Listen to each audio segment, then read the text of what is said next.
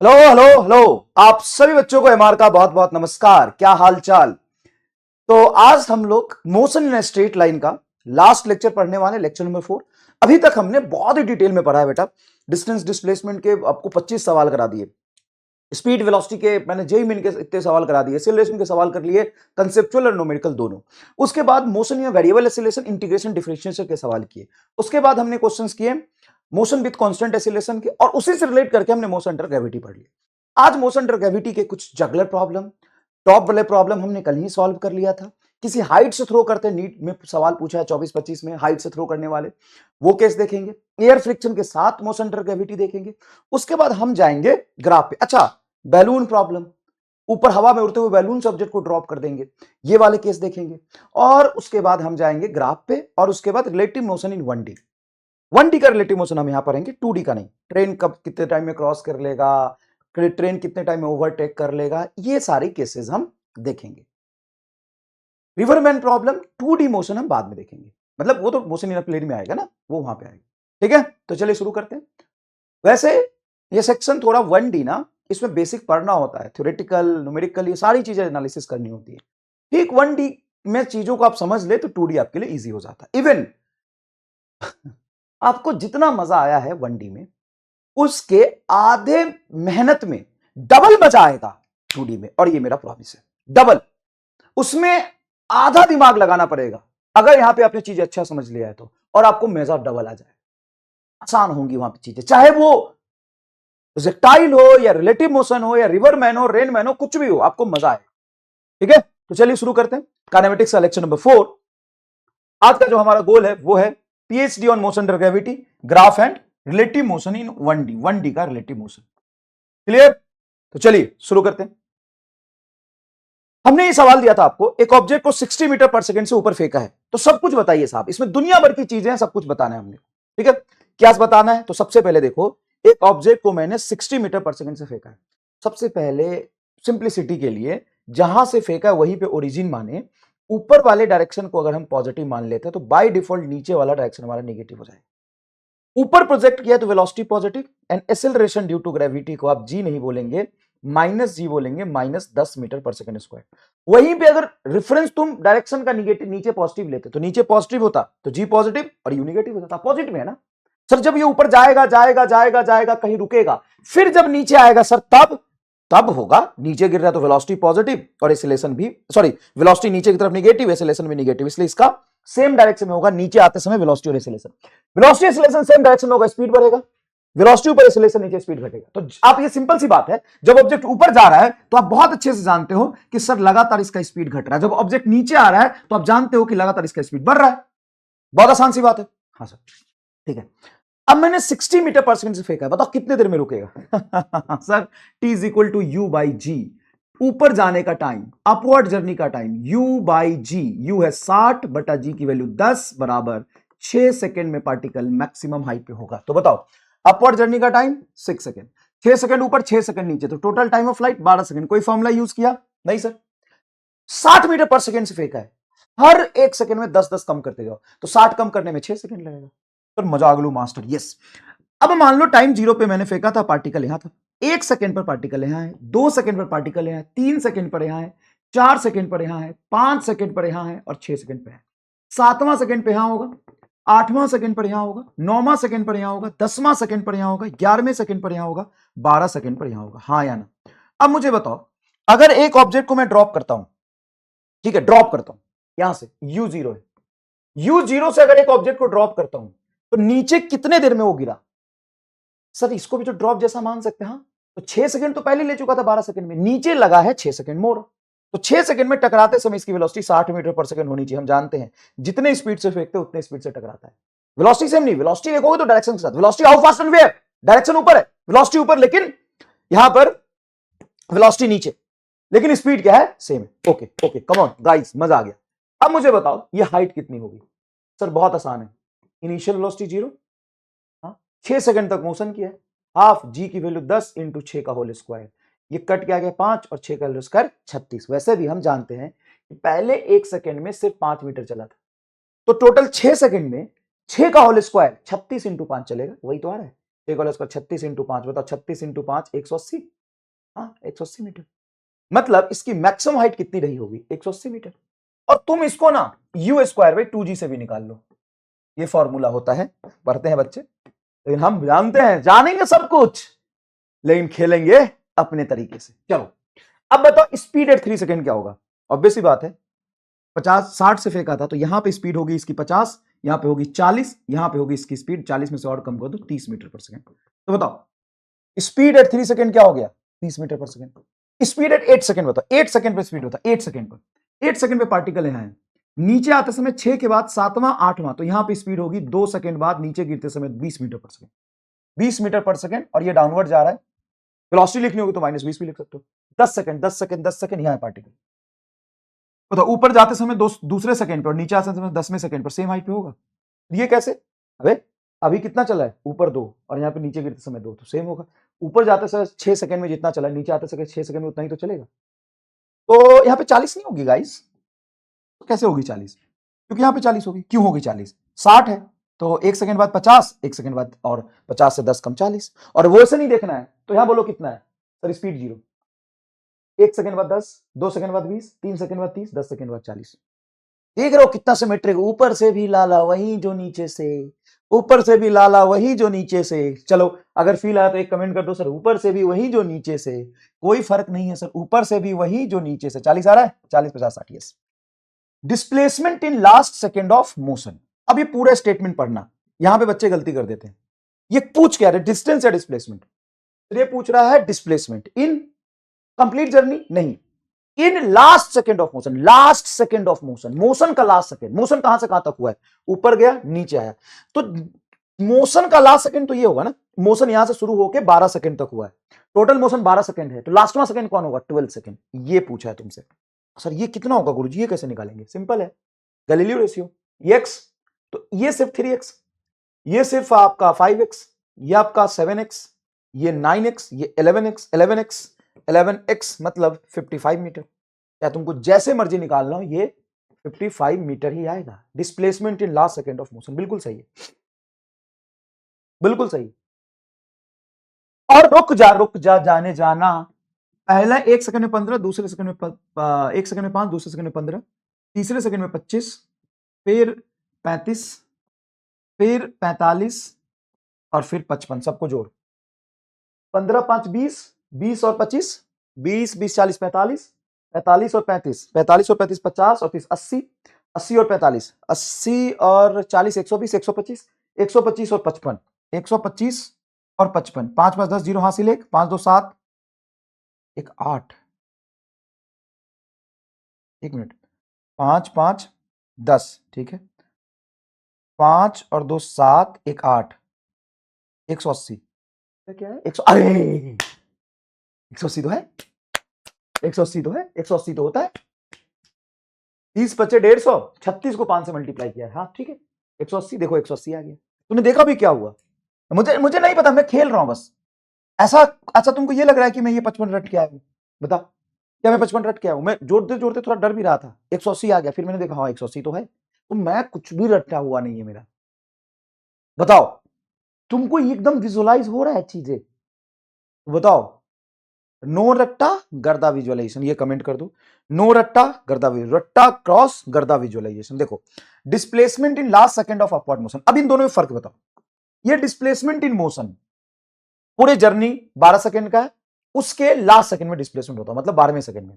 और ये displacement in last second of upward motion, ऊपर जाते समय लास्ट 1 सेकंड में, तो ऊपर जाते समय लास्ट का 1 सेकंड कौन है, तो ऊपर जाते समय 6 सेकंड का मोशन हुआ, तो 5 से 6 के बीच में, 5 से 6 के बीच में उतना ही चलेगा जितना 6 से 7 के बीच में चलेगा। ऊपर जाते समय 1 सेकंड में, नीचे जाते 1 सेकंड में, सेम डिस्प्लेसमेंट। ऊपर जाते समय 2 सेकंड में, ऊपर नीचे आते समय 2 सेकंड में, ऊपर जाते समय 3, नीचे आते समय 3, ऊपर जाते समय 4, नीचे आते समय 4, ऊपर जाते समय लास्ट का 5 सेकंड, गिरते समय स्टार्टिंग का 5 सेकंड, ऊपर जाते समय 6 सेकंड, नीचे आते समय 6 सेकंड का डिस्प्लेसमेंट एकदम सिमेट्रिक और एकदम करेक्ट है।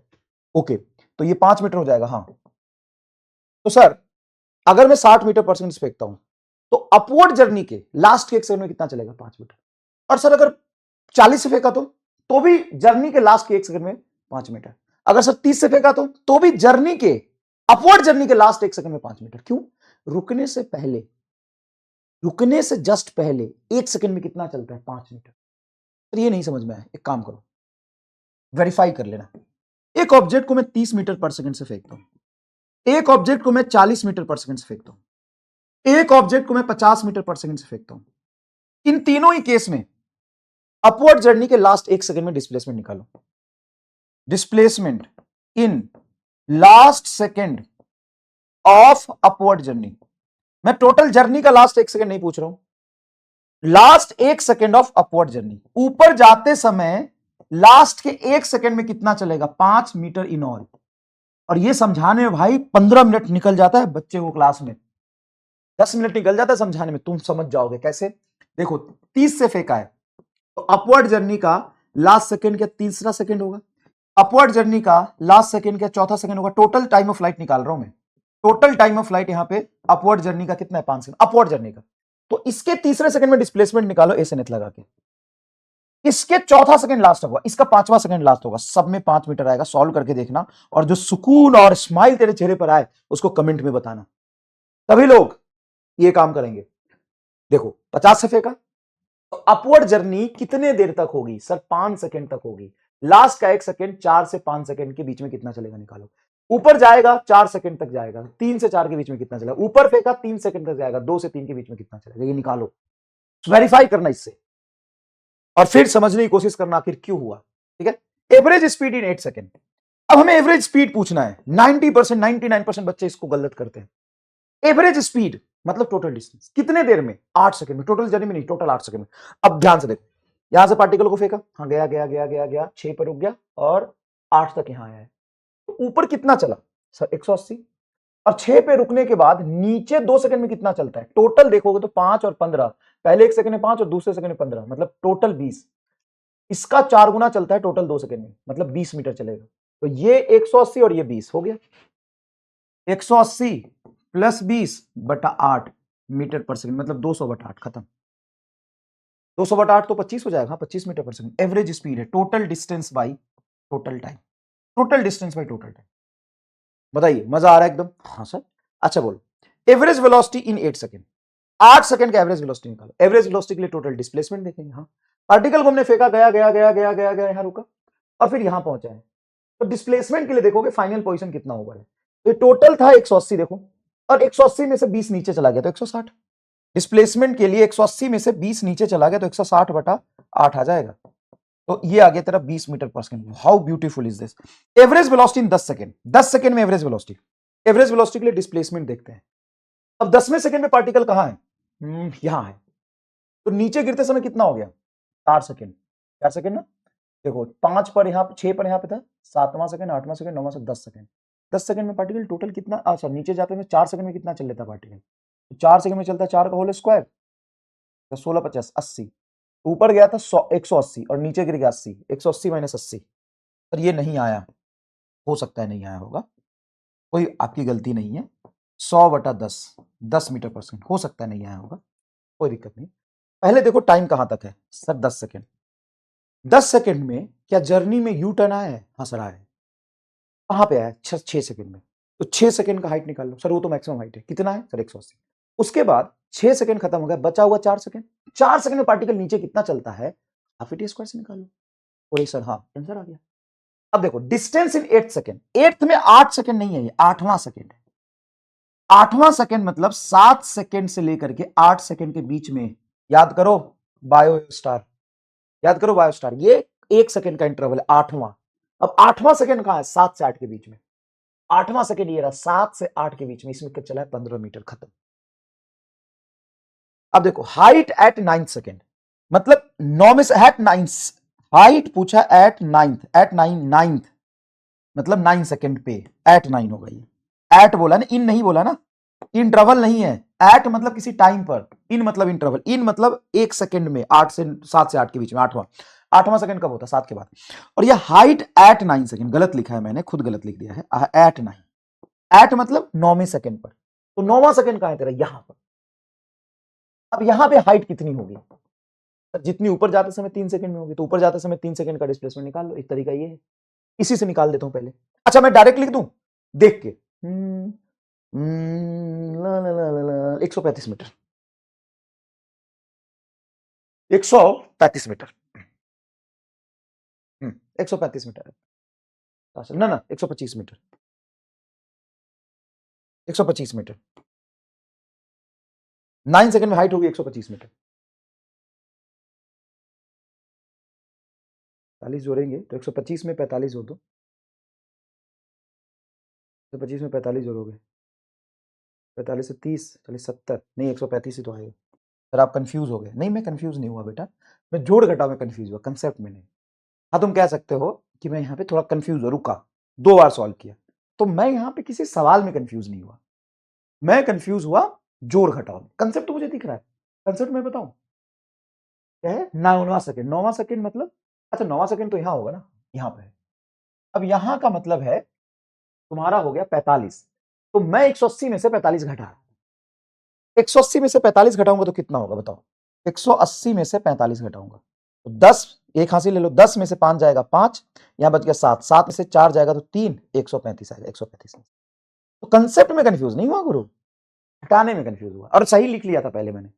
चलो अब मैं तुमको कंसेप्ट से समझाता हूं। देखो 9वां सेकंड मतलब कहां है 9वां सेकंड, सर 9वां सेकंड ये है, तो यहां पे पार्टिकल है, हाँ तो 3 सेकंड में भी तो वही था, हाँ सर 3 सेकंड में भी वही था, तो 3 सेकंड पे और 9 सेकंड पे सेम है। ऐसे बताओ 6 पर जब रुका, 6 के बाद 7, 7 के बाद 8, 8 के बाद 3 सेकंड तक नीचे गिरा है, तो नीचे गिरते समय 3 सेकंड में कितना चलता है 45, और टोटल कितना हाइट पे गया था। तो अगर ये 180 है उसमें से 45 घटा दोगे तो ये आ जाएगा, हाँ सर आ जाएगा, आ जाएगा सर, ये आ जाएगा। अच्छा एक और चीज, टोटल डिस्टेंस कितना चला जर्नी में, total distance in 12 second, in 12 second मतलब टोटल 12 सेकंड में कितना चला है, तो 18 दूनी 36, 360 मीटर। एंड टोटल डिस्प्लेसमेंट कितना चला, टोटल डिस्प्लेसमेंट, टोटल डिस्प्लेसमेंट जहां से पार्टिकल गया वही आ गया, मतलब 0। तो अगर तुमसे पूछे कि टोटल एवरेज वेलोसिटी बताओ तो 0 होगी, जहां से चला वहीं पहुंच गया। एंड आपसे पूछे कि टोटल स्पीड बताओ, एवरेज स्पीड बताओ, एवरेज स्पीड बताओ, तो total distance by total time. अब सुनो मैंने कितने सवाल किए, मैंने लगभग 15 सवाल कर दिए। एक और चीज बताता हूं, ये 2 को और 10 को जोड़ो कितना आ रहा है देखो, 3 और 9 को जोड़ो कितना आ रहा है देखो, 4 और 8 को जोड़ो कितना आ रहा है देखो, 5 और 7 को जोड़ो कितना आ रहा है देखो, 1 और 11 को जोड़ो कितना आ रहा है देखो, ठीक है। और कंक्लूजन खुद लिखो कि तुमको क्या चमका, ठीक है। अब 16-17 मैंने कंसेप्ट बताए और सारे न्यूमेरिकल थे और अच्छे न्यूमेरिकल थे, किसी एक टाइम इंटरवल में, किसी टाइम पे height, total distance, average speed मैंने सॉल्व कर दी। कितना समय लिया, 17 मिनट, 17 मिनट, 17 अच्छे सवाल और कोई भी फॉर्मूला नहीं। बताओ गाइस क्या कहोगे, बताओ गाइस क्या कहोगे, 17 सवाल 17 मिनट समझाया है, जबकि मैं सॉल्व नहीं किया। सॉल्व करने में मुझे कितना समय लगता बता, 5 मिनट, 4 से 5 मिनट पूरा, तो कुछ भी दे दे 4 से 5 मिनट में पूरा खत्म हो जाता। तो मैंने ये मत बोलना कि 17 मिनट में सर आपने समझाया क्या बड़ी बात है, नहीं 17 मिनट में क्या आपने किया क्या बड़ी बात है, मैंने समझा दिया 17 मिनट में, बड़ी बात है, ठीक है। और ये जोड़ के बता क्या आ रहा है तेरा, किसी भी हाइट पे पार्टिकल 2 टाइम पे होता है, ऊपर जाते समय और नीचे आते समय, यस और नो, हाँ सर। तो किसी भी टाइम पे पार्टिकल किसी एक हाइट पे 2 बार होता है, ऊपर जाते समय नीचे आते समय, उन दोनों टाइम को जोड़ोगे टाइम ऑफ फ्लाइट आएगा। 10 2 12, 11 1 12, 9 3 12, 8 4 12, 7 5 12। ला ला ला ला ला ला ला ला ला ला ला ला ला ला ला ला ला ला ला। ये देखो एक ऑब्जेक्ट को मैंने यू स्पीड से फेंका, भाई साहब उड़ता तीर लेके गए और नीचे आ गए। मान लीजिए किसी एच हाइट पर भाई साहब ऊपर जाते समय T1 टाइम पर थे और नीचे आते समय T2 टाइम पर थे, तो eight T1 and eight T2 यहां पर आए, तो टोटल टाइम ऑफ फ्लाइट इस जर्नी का होगा आपका T1 प्लस T2, यस और नो, हाँ सर। अगर आपसे पूछे कि ऊपर फेंका किसी T1 टाइम पे और T2 टाइम पे सेम हाइट पर है, वो दोनों टाइम बताते हैं, और स्पीड ऑफ प्रोजेक्शन पूछे तो, अगर मैं तुम्हें ये दे दूं और स्पीड ऑफ प्रोजेक्शन पूछूं तो थोड़ा दिमाग लगा। सर अगर मुझे टोटल टाइम फ्लाइट आपने बोल दिया तो स्पीड ऑफ प्रोजेक्शन तो 2u/g होता है, हाँ सर बात हो गया। u बराबर होगा 2t1 प्लस T2 बटा g। अगर मुझे टोटल टाइम फ्लाइट है तो स्पीड ऑफ प्रोजेक्शन तो निकाल ही सकता हूं, यस। और आपसे तुमसे ये भी पूछ सकता है कि ऑब्जेक्ट ऊपर जाते समय T1 टाइम पे और नीचे आते समय T2 टाइम पे है, तो हाइट बताओ कितनी होगी। याद रखना, ये डेरिवेशन करके आता है, वैसे याद रख सकते हो तुम, half g T1 into T2। अगर आपको ऊपर जाते समय नीचे जाते समय का टाइम गिवन है तो उस हाइट की वैल्यू पूछे तो डायरेक्टली ये पुट कर देना। एक आध चीज आपको याद रखना पड़ेगा, समय बहुत कम है इसलिए मैं आपको डायरेक्टली बता रहा हूं। आएगा कैसे, इक्वेशन बना के आएगा। और आपको ये T1 T2 कैसे टाइम ऑफ फ्लाइट आएगा तो ध्यान से देखना, एग्जांपल तुम्हारे सामने है, एग्जांपल तुम्हारे सामने है, देखना 1 और 12, 1 और 11 कितना आता है 12, 8 10 और 2 12, 3 और 9 12, ऊपर जाते समय एक कम रहा है, नीचे जाते समय एक बढ़ रहा है, तो टोटल जोड़ के टाइम ऑफ फ्लाइट ही आता है। बता मजा आया? इतना डिटेल में ईमानदारी से बताना कि क्या फुल लॉन्ग कोर्स में भी पढ़ा था इतना डिटेल में? चलिए देख, ball is projected up and it is at same height at 4 second and 10 second, then find speed of projection। क्या बोला है? Speed of projection. आपसे बोला है ball is projected up and it is at same height at 4 second and 10 second. लोग कम हो गया ना काम। ऑब्जेक्ट को ऊपर फेंका, ऊपर जाते समय और नीचे आते समय सेम हाइट पे 2 बार है। वो कब कब है? 4 सेकंड, यहां पे t बराबर 10 सेकंड, टोटल 10 सेकंड लिया और यहां तक आने में टोटल 4 सेकंड लिया, तो दोनों को जोड़ दो, टोटल टाइम ऑफ फ्लाइट हो जाएगा 14 सेकंड। बोलो 10 और 4 क्या हो जाएगा? 14 सेकंड। तो total time of flight 14 second.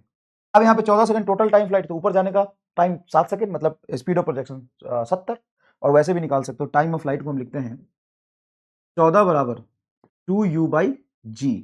2 से काटोगे 7, g की वैल्यू 10 यहाँ रख दो, u बराबर आ जाएगा तुम्हारा 70 मीटर पर सेकंड। अच्छा ये भी पूछ सकता है एक और चीज कि ये हाइट बताओ कितनी होगी, तो बताओ ये हाइट कितनी लिखोगे? तो ये हाइट हो जाएगी h बराबर half g t1 into t2। तो ये हो जाएगा हाफ g की वैल्यू 10 इंटू 4 गुना 10, 2 से कटेगा 2, ये हो गया तुम्हारा 100 200 मीटर। अच्छा ये भी तुमसे पूछ सकता है कि मान लो कि ऑब्जेक्ट 4 सेकंड और 10 सेकंड पर सेम हाइट पे थे, तो मैक्सिमम हाइट बताओ कितनी होगी? ये अलग बात हो गई ना, जिस टाइम की वैल्यू थी वो टाइम पर हाइट पूछे, तो ये टोटल मैक्सिमम हाइट पूछेगा। तो सर ये भी बहुत आसान है, दोनों टाइम जोड़ के मैंने टाइम फ्लाइट निकाल लिया। हमें टाइम ऑफ फ्लाइट पता है तो स्पीड पता है, स्पीड पता है तो मैक्सिमम हाइट का फॉर्मूला होता है u²/2g। 70 गुना 70 बटा 2 इंटू जी की वैल्यू 10, 0 से 0 कैंसिल होगा, 2 से करेंगे 35, तो 35 अंडर 7, 7 21 210, 245 मीटर। बताओ मैंने पूरी पीएचडी करा दी क्या? अब नोट्स कैसे बनाए? नोट्स में लिखो भाई साहब, ये एक सवाल नहीं है।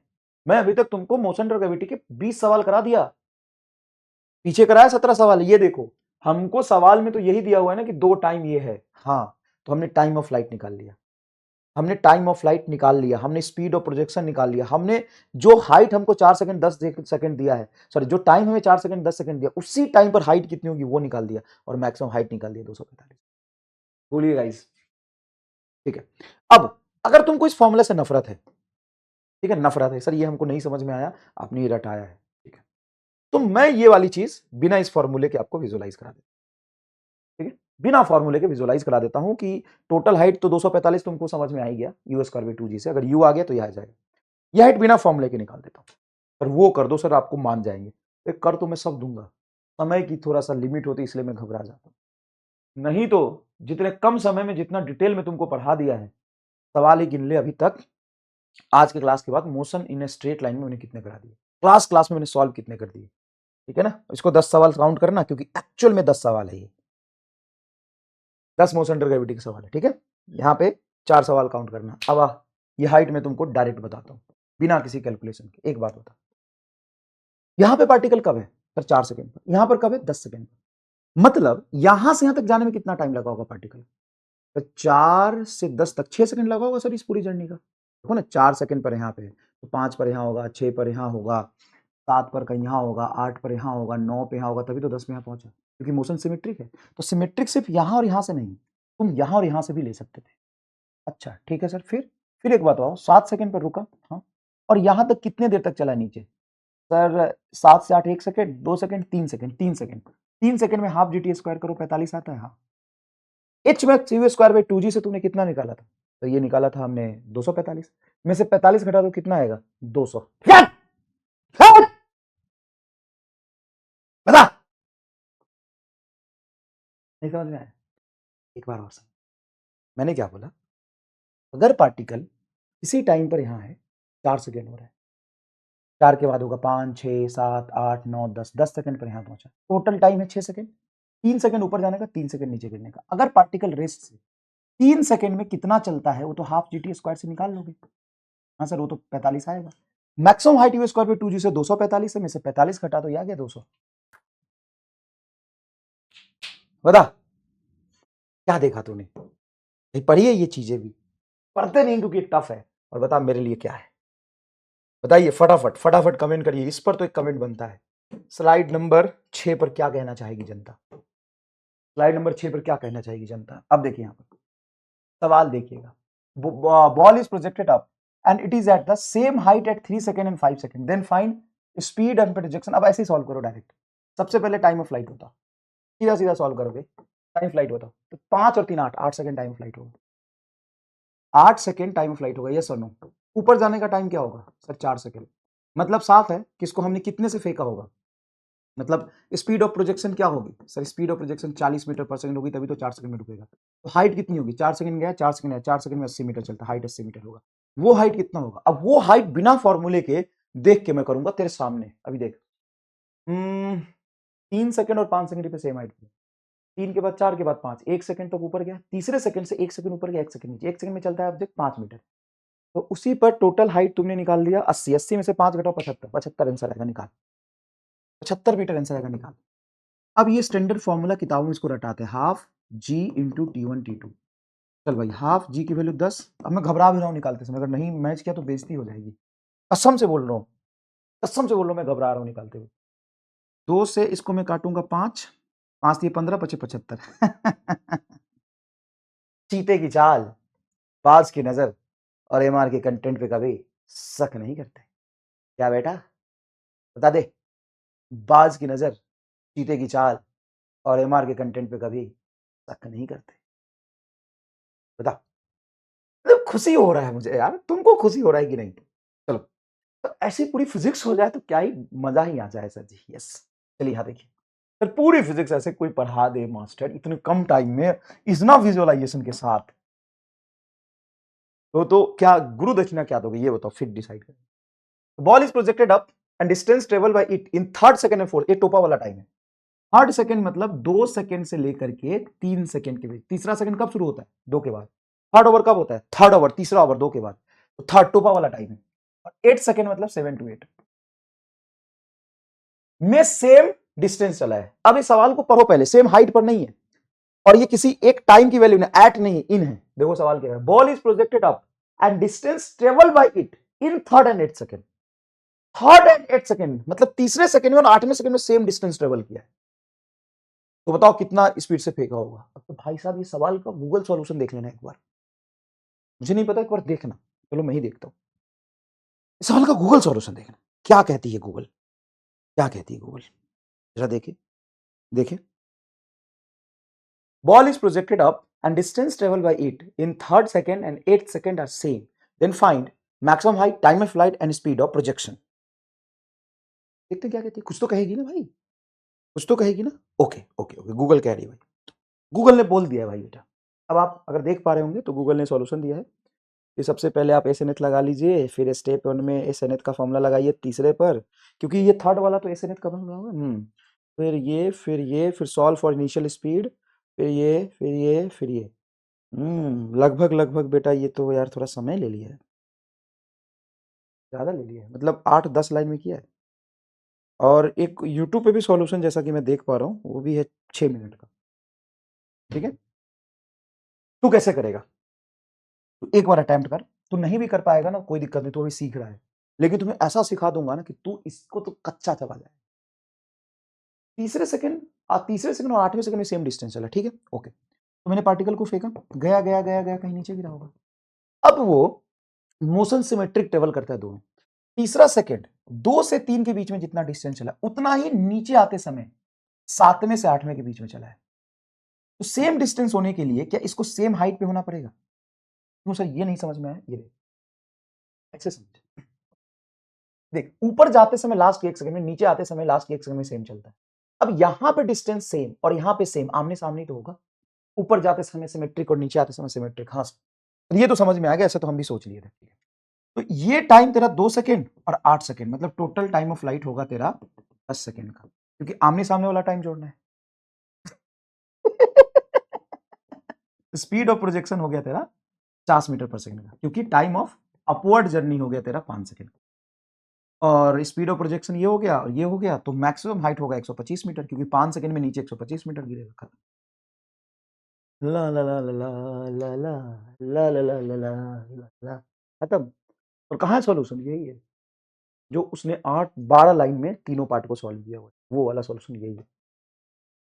सिमेट्रिक मोशन है ना सर। ये आमने सामने होगा, ये कैसे पता चला? क्योंकि थर्ड सेकंड 2 से 3 के बीच का टाइम, तो 2 से 3 के बीच में डिस्टेंस और 7 से 8 के बीच में डिस्टेंस सेम है, तो इसको आमने सामने बनाएंगे। अब ऊपर जाते समय कैसा सेकंड होगा मुझे नहीं पता, आमने सामने बनाएंगे। तो 2 के सामने 8 और 3 के सामने 7, तो 7 3 10, 8 2 10। अब 10 अगर टोटल टाइम फ्लाइट आ गया, ऊपर जाने का 5, खत्म हो गया। चलो बढ़ो, चलो बढ़ो।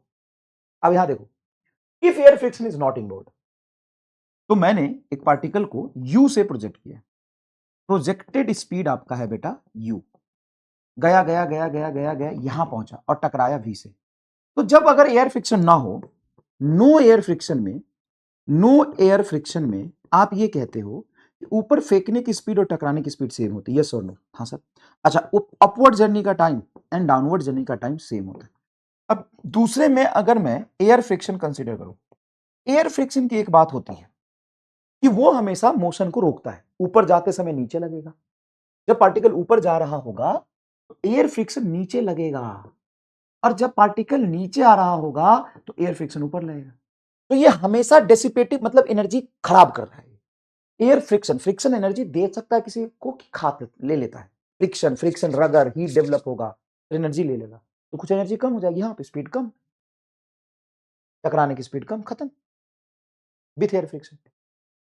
सर ये आंसर आ गया? हाँ सर, कसम से सर हम नस काट लेंगे सर जी अगर ऐसे पढ़ाया आपने। ये चीज समझने में बच्चों को 5 मिनट लगता है कि ऊपर फेंका था यू से और टकराया वी से, तो बताओ वी ज्यादा होगा कि यू ज्यादा होगा? ये 5-7 मिनट लगता है।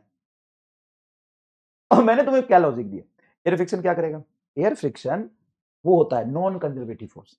हाँ, फ्रिक्शन नॉन कंजर्वेटिव होता है। तो नॉन कंजर्वेटिव होता है नालायक बेटा, नालायक बेटा जैसे तुम्हारी तरह। तुमको घर वाले पाल पोस के बड़े कर रहे हैं, है ना, खिला पिला कपड़ा लत्ता खाना पीना सब दे रहे हैं, अभी तुम रिटर्न तो कुछ कर नहीं पा रहे हो, खाली खा रहे हो, लपेट रहे हो, एकदम भसर रहे हो एकदम। हाँ, तो फ्रिक्शन अभी रिटर्न नहीं करेगा, तो ये तो कभी नहीं करेगा, एकदम नालायक है। तो फ्रिक्शन नालायक बेटा होता है, नालायक बेटा खा लेता है। तो एयर फ्रिक्शन नहीं था, तो जितना एनर्जी था उतनी पोटेंशियल में कन्वर्ट हुई और पोटेंशियल से फिर काइनेटिक में आ गई, तो जाते समय और आते समय सेम स्पीड से पहुंचा। लेकिन जब नालायक बेटा होगा तो खा लेगा, तो खा लेगा तो कम ही पड़ेगी, कम हो गई, बात खत्म, तो खत्म हो गया। हाँ, अब दूसरी बात, जब ये ऊपर जा रहे थे तो क्या जी नीचे लग रहा था? हाँ, और एयर फ्रिक्शन भी नीचे लग रहा था, क्या ये दोनों मिलकर रोक रहे थे? हाँ, तो अकेला जी ऊपर जाने से जब रोक रहा था, बताओ इसकी स्पीड कम क्यों हो रही थी सर जी की वजह से? अब ये दोनों मिलके नीचे लग रहे हैं, क्या ये दोनों मिलके इसको जाने से रोक रहे हैं? हाँ, तो सर जल्दी रुक जाएंगे। हाँ, तो अपर जर्नी का टाइम कम और डाउनवर्ड जर्नी का टाइम ज्यादा, खत्म। सर डाउनवर्ड जर्नी का ज्यादा क्यों होगा? एक बात बता, जब ये ऊपर जा रहा था दोनों मिलकर रोक रहे थे, तो पहले के कंपेयर में जल्दी रोक लेंगे कि नहीं? पहले के कंपेयर में जल्दी तो रोक लेंगे, तो अपवर्ड जर्नी का टाइम कम होगा। और जब ये नीचे आ रहा होगा तो ये जी तो नीचे ला रहा है लेकिन फ्रिक्शन रोक रहा है, टाइम ज्यादा लगेगा। एक खींच रहा है, एक खींचने से रोक रहा है, तो टाइम ज्यादा लगेगा, तो डाउनवर्ड जर्नी का टाइम ज्यादा लगेगा, खत्म। और इसका रेशियो भी होता है, ड्राइव करके आता है टी अप टी डाउन। अब मुझे बताओ, अगर एयर फ्रिक्शन की वजह से एयर एक्सीलरेशन ए लग रहा है, acceleration due to air friction, with air friction acceleration due to air friction तुमको बता देगा ए नॉट है, तो बताओ कौन सा टाइम ज्यादा? सर वो कम, ये ज्यादा, तो जी माइनस ए बटा जी प्लस ए, ये हो जाएगा, ये तुम्हारा रेशियो होता है। बस, हाँ हो गया, खत्म। इसको थोड़ा सा याद रखिएगा। खत्म। नेक्स्ट देखिए, ball is drop then draw acceleration time graph. एक बॉल को ना बेटा यहां से मैंने ड्रॉप किया है एच हाइट से, ठीक है, कहां से ड्रॉप किया? एच हाइट से। एच हाइट से बॉल को हमने ड्रॉप किया, ठीक है, एच हाइट से बॉल को हमने ड्रॉप किया। अभी धीरे धीरे जब ये नीचे गिरेगा तो इसको नीचे गिरने के लिए एक्सीलरेशन जी लग रहा है यहाँ। अगर तुम यहाँ पे रेफरेंस मानते हो, नीचे वाले को पॉजिटिव लेते हो, तब एक्सीलरेशन टाइम ग्राफ बनाओगे, तो a g graph, sorry a t graph acceleration time. बताओ जब छोड़ा था तब एक्सीलरेशन कितनी थी? सर प्लस जी, थोड़ी देर बाद प्लस जी प्लस जी प्लस जी, क्या एक्सीलरेशन कांस्टेंट ही रहेगी? हाँ, अगर नीचे पॉजिटिव लिया तो if reference is negative in downward, is negative in downward, तुम कहते हो कि मैं ऊपर पॉजिटिव और नीचे निगेटिव लूं, तो यही एक्सीलरेशन टाइम के साथ माइनस जी को बताएगा। बताओ को क्या दिक्कत है दोनों में? सर कोई खास बात नहीं। अब यहां पे वेलोसिटी टाइम पूछा है, तो वेलोसिटी टाइम ग्राफ होगा जो वीटी का रिलेशन आएगा। अब बताओ अगर इनिशियल वेलोसिटी 0 है तो v बराबर क्या लिखोगे? u plus acceleration into time, तो v बराबर होगा u, तो 0 हो गया तो gt। अब बताओ y एक्सिस में मैंने v रखा है, x एक्सिस में टाइम रखा है, कैसा ग्राफ होगा? Straight line. टाइम जब जीरो था तो बताओ वेलोसिटी कितनी है? जीरो, लीनियरली बढ़ती जाएगी। और वैसे ही वेलोसिटी टाइम ग्राफ का स्लोप क्या बताता है? एक्सेलरेशन। इसका स्लोप कैसा है सर? पॉजिटिव। देखिए एक्सेलरेशन उधर पॉजिटिव एंड कांस्टेंट। सरल रेखा का slope sir it's positive and constant है यहाँ पे, स्ट्रेट लाइन, इसलिए एक्सेलरेशन स्ट्रेट लाइन है। नेक्स्ट देखो डिस्प्लेसमेंट टाइम। तो डिस्प्लेसमेंट टाइम मतलब एस बराबर यू तो जीरो है, हाफ जी टी स्क्वायर। अब देखो ये डिस्प्लेसमेंट और टाइम का ग्राफ पूछा है, तो एस और टी का रिलेशन तुमको कैसा दिख रहा है? Sir displacement is proportional to T square. Sir parabola आपने पढ़ाया था, हो गया खत्म। बस हाँ। अच्छा, ये जो ग्राफ आपने बनाया ना, अगर मैं तुमको और डीप में समझाऊं तो ये ग्राफ गलत है। अगर तूने ये ग्राफ बनाया तो गलत। बता क्या गलत है इसमें, कमेंट रोक और बता। अगर सोच पाया तो आज एमआरएसएम का एक कलम मिलेगा, नहीं सोच पाया तो कोई बात नहीं, माफ कर दिया, आज निगेटिव में नहीं काटूंगा। सोच इसमें गलत क्या हो सकता है? कंसेप्ट सही लगाया, सब कुछ सही लगाया, सर गलत क्या हो सकता है? गलत इसमें है, गलत इसमें है। क्या गलत है सुनना। डिस्प्लेसमेंट टाइम ग्राफ का स्लोप वेलोसिटी बताता है। स्लोप मतलब स्टीफनेस, कितना टेढ़ा है। अब बताओ जब टी जीरो था तो ग्राफ तो एकदम ऐसा तो बनना चाहिए था। देखो एक मिनट रुको, ग्राफ तो ऐसा बनना चाहिए था। देखो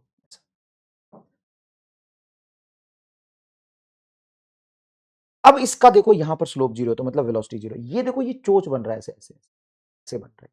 तो नहीं बन रहा है, आपने सीधा ही बनाया था। चल कंसेप्ट सिखा रहा हूं तो सीख ले। अगर मैं ऐसा ग्राफ बनाऊं तो गलत होगा। कैसा? अभी बनाता हूं। चल अगर मैं ऐसा बना दूं जो दिख इसी की तरह रहेगा ऐसा, तो ये ग्राफ गलत है, ये सही है। अब इन दोनों में फर्क क्या है? जब तुम यहाँ पे स्लोप देखोगे तो स्लोप अब देखने के लिए टेंजेंट प्लॉट करते हैं, तो यहाँ पे टेंजेंट प्लॉट करो, टेंजेंट ऐसे जाएगा। ये क्या जीरो है स्लोप दे रहा है? नहीं। क्या यहाँ पे जीरो स्लोप दे रहा है? हाँ, तो ये ग्राफ सही, ये गलत है। अब तो समझ में आ गया होगा, अब तो समझ में आ गया होगा। हाँ सर कोई खास बात नहीं। अगर यहाँ पे नीचे की तरफ निगेटिव लोगे तो ग्राफ ऐसे बन जाएगा, ये जो ऐसे बना है वो नीचे की तरफ बन जाएगा। कोई खास बात नहीं इसमें। क्लियर? हाँ सर। दूसरा होता है कि ball is projected up from ground, ऊपर फेंका है ग्राउंड से। अब बताओ, तो देखो अगर मैं बॉल को यहां से ऊपर की तरफ फेंक रहा हूं, यहां पे मैंने 0,0 लिया, ऊपर की डायरेक्शन को मैंने पॉजिटिव लिया, नीचे की डायरेक्शन को निगेटिव लिया। एक्सीलरेशन ड्यू टू ग्रेविटी, या throughout the motion downward g नीचे रहता है? सर ऑब्जेक्ट ऊपर जा रहा हो या नीचे आ रहा हो, ग्रेविटी तो उसको नीचे खींच रही है। तो एक्सीलरेशन टाइम ग्राफ बताओ सोच के आराम से। तो माइनस जी एंड कॉन्स्टेंट ये बनेगा। अब वेलोसिटी टाइम बनाओगे तो v बराबर होगा u plus A T. Initial velocity देखो u है, तो v बराबर इनिशियल वेलोसिटी u, क्योंकि ऊपर फेंका था मैंने, माइनस g इंटू टी। अब इसका ग्राफ अगर आप प्लॉट करते हो v वर्सेस t का, तो आप इसको y बराबर mx प्लस सी से कंपेयर करेंगे, तो y इज इक्वल टू आ जाएगा mx प्लस सी। अब बताओ जब मैं x एक्सिस पे टाइम को रख रहा हूं तो इसका स्लोप माइनस जी को बताएगा, मैं मतलब स्लोप एक्सेलरेशन को बताएगा, स्लोप निगेटिव है। देखो v मतलब y, x मतलब t, x एक्सिस पे टाइम रखा है, तो इसका स्लोप माइनस जी को बता रहा है, मतलब स्लोप निगेटिव, और इंटरसेप्ट प्लस यू को बता रहे हैं, मतलब ग्राफ यू से शुरू होगा और इस तरह से खत्म। सर सही बन रहा है। अच्छा डिस्प्लेसमेंट टाइम बताओ, तो डिस्प्लेसमेंट टाइम हो जाएगा ut minus half G T square. क्या ऐसा बनेगा? हाँ। अब s वर्सेस t का ग्राफ बनाओगे तो सबसे पहले देखो कि जैसे जैसे टाइम बढ़ेगा तो पार्टिकल ऊपर जा रहा है, मतलब डिस्प्लेसमेंट बढ़ेगा, तो ग्राफ ऐसा बनना चाहिए, डिस्प्लेसमेंट बढ़ेगा। और देखो इनिशियली वेलोसिटी u था, यहाँ तो स्लोप जीरो है, मतलब ये गलत है। पहले वेलोसिटी u है, पहले वेलोसिटी क्या u, तो पहले स्लोप ज्यादा होगा। अच्छा जरा समझना है यहाँ पे, जरा समझना है यहाँ पे, इस ग्राफ और इस ग्राफ में क्या फर्क है? तो ये वेलोसिटी टाइम है, ये डिस्प्लेसमेंट टाइम है। क्या इस ग्राफ का जो स्लोप है वो इसको बताना चाहिए? हाँ? तो यहाँ पे पहले ही तुम्हारा वेलोसिटी u था, तो वेलोसिटी u होगा। धीरे धीरे पार्टिकल ऊपर जा रहा है तो इसका स्पीड घट रहा है, देखो स्पीड घट रहा है, वेलोसिटी की वैल्यू घट रही है, तो इसका स्लोप घटेगा, ऐसा ग्राफ बनेगा। नीचे गिरते समय स्पीड बढ़ रहा था, नीचे जब छोड़ा था, ड्रॉप किया था तो यू क्या था? जीरो। नीचे गिरते समय स्पीड बढ़ा था, तो इसका स्लोप बढ़ा था। फिर देखो इसका स्लोप क्या हुआ था? बढ़ा था। देखो अब क्या हो रहा है कि जब मैं ड्रॉप कर रहा हूं तो इससे डिस्प्लेसमेंट ऊपर बढ़ रहा है। पहले मैं यहां पे ओरिजिन 0,0 लिया था और यहां से ऑब्जेक्ट की डिस्प्लेसमेंट देख रहा था, नीचे मैंने पॉजिटिव मानी थी, अभी यही पे है तो डिस्प्लेसमेंट क्या? जीरो। जब नीचे जा रहा तो डिस्प्लेसमेंट बढ़ रहा, पहले वेलोसिटी जीरो था और धीरे धीरे बढ़ रहा है। यहां पे क्या कि पहले ही वेलोसिटी ज्यादा है, पहले ही वेलोसिटी यू है, ठीक है। धीरे धीरे तुम्हारा वेलोसिटी घटेगा, मतलब इसका स्लोप घटेगा, तो धीरे धीरे देखो स्लोप घटा, फिर मैक्सिमम हाइट पे जाके ये रुक रहा है, मतलब इसका स्लोप जीरो है। और फिर जब नीचे गिरेगा तो नीचे गिरने वाला ग्राफ तो सर कॉपी होता है, ये आपने बताया था कि ऊपर जाके कितने भी स्पीड से फेंको ऊपर जाके कहीं रुकेगा, रुक के जब गिरेगा तो इसी को तो कॉपी करेगा। हाँ देखो वो कॉपी कर लिया। अब बात ये कि सर डिस्प्लेसमेंट बढ़ कहां रहा है, डिस्प्लेसमेंट तो नीचे गिरने पर घट रहा है ना। तो पार्टिकल जब नीचे आया है, रुक के जब नीचे आ रहा है तो डिस्प्लेसमेंट पहले बढ़ा फिर घट गया। तो एक्जैक्टली तुम्हारा ग्राफ ऐसा ही बनेगा इसी स्लोप के साथ, बट ऐसे आ जाएगा, ये तुम्हारा ग्राफ बनेगा। वैसे भी देखो एस और टी का रिलेशन देखो टी स्क्वायर है तो पैराबोला बनेगा। कैसा पैराबोला? डाउनवर्ड पैराबोला, क्योंकि माइनस है। देखो डाउनवर्ड पैराबोला नहीं है, ये ग्राफ यहां से पैराबोला नहीं बना है, थोड़ा आगे शिफ्ट कर गया, बस इतनी सी फर्क है, बस इतना सा फर्क है। दो तीन चीजें ग्राफ में मैं तुमको एक मास्टर बताता हूं। अगर एग्जाम में ग्राफ आ गया डिस्प्लेसमेंट टाइम, तो तुमको एक्चुअल में सही ग्राफ नहीं बनाना है, गलत ग्राफ ढूंढना है। अगर तुम ये सीख ली, तुमको इतना डीप में जाने की जरूरत पड़ेगी ही नहीं। तो मतलब ये मान लो कि चार ऑप्शन मैं दे दूं डिस्प्लेसमेंट टाइम ग्राफ का, एक ये दे दूं, एक मैं ये दे दूं, एक ये दे दूं, डिस्प्लेसमेंट टाइम का मैं ऐसा दे दूं, और डिस्प्लेसमेंट टाइम का मैं ऐसा दे दूं। अब बताओ इसमें डिस्प्लेसमेंट टाइम में वैसे तो 5 ग्राफ होगा, ऊपर वाला भी, कौन सा ग्राफ सही होगा? तो सबसे पहले लॉजिकली सोचोगे, मैंने पार्टिकल को u वेलोसिटी दी, मतलब t0 पे पार्टिकल की वेलोसिटी u है, ऊपर में पॉजिटिव लिया है। डिस्प्लेसमेंट टाइम का जो स्लोप होता है वेलोसिटी को बताता है। तो t इज इक्वल टू 0 पे वेलोसिटी u है, मतलब डिस्प्लेसमेंट टाइम ग्राफ का स्लोप u होना चाहिए। अब देखो यहां पर क्या इस ग्राफ में डिस्प्लेसमेंट टाइम का स्लोप 0 नहीं है? रेखा लेटी हुई है, रेखा लेटी हुई है। ग्राफ भी बताऊंगा, मैं पढ़ाऊंगा, लेकिन थोड़ा समझो, ग्राफ मैंने डिटेल में आपको बताया। अगर कहीं पे ग्राफ एक्स एक्सिस में लेटा हो तो स्लोप 0 होता है। डिस्प्लेसमेंट टाइम का ग्राफ का यहाँ स्लोप 0 मतलब वेलोसिटी 0, लेकिन इनिशियली वेलोसिटी u था, मतलब ये गलत हो गया।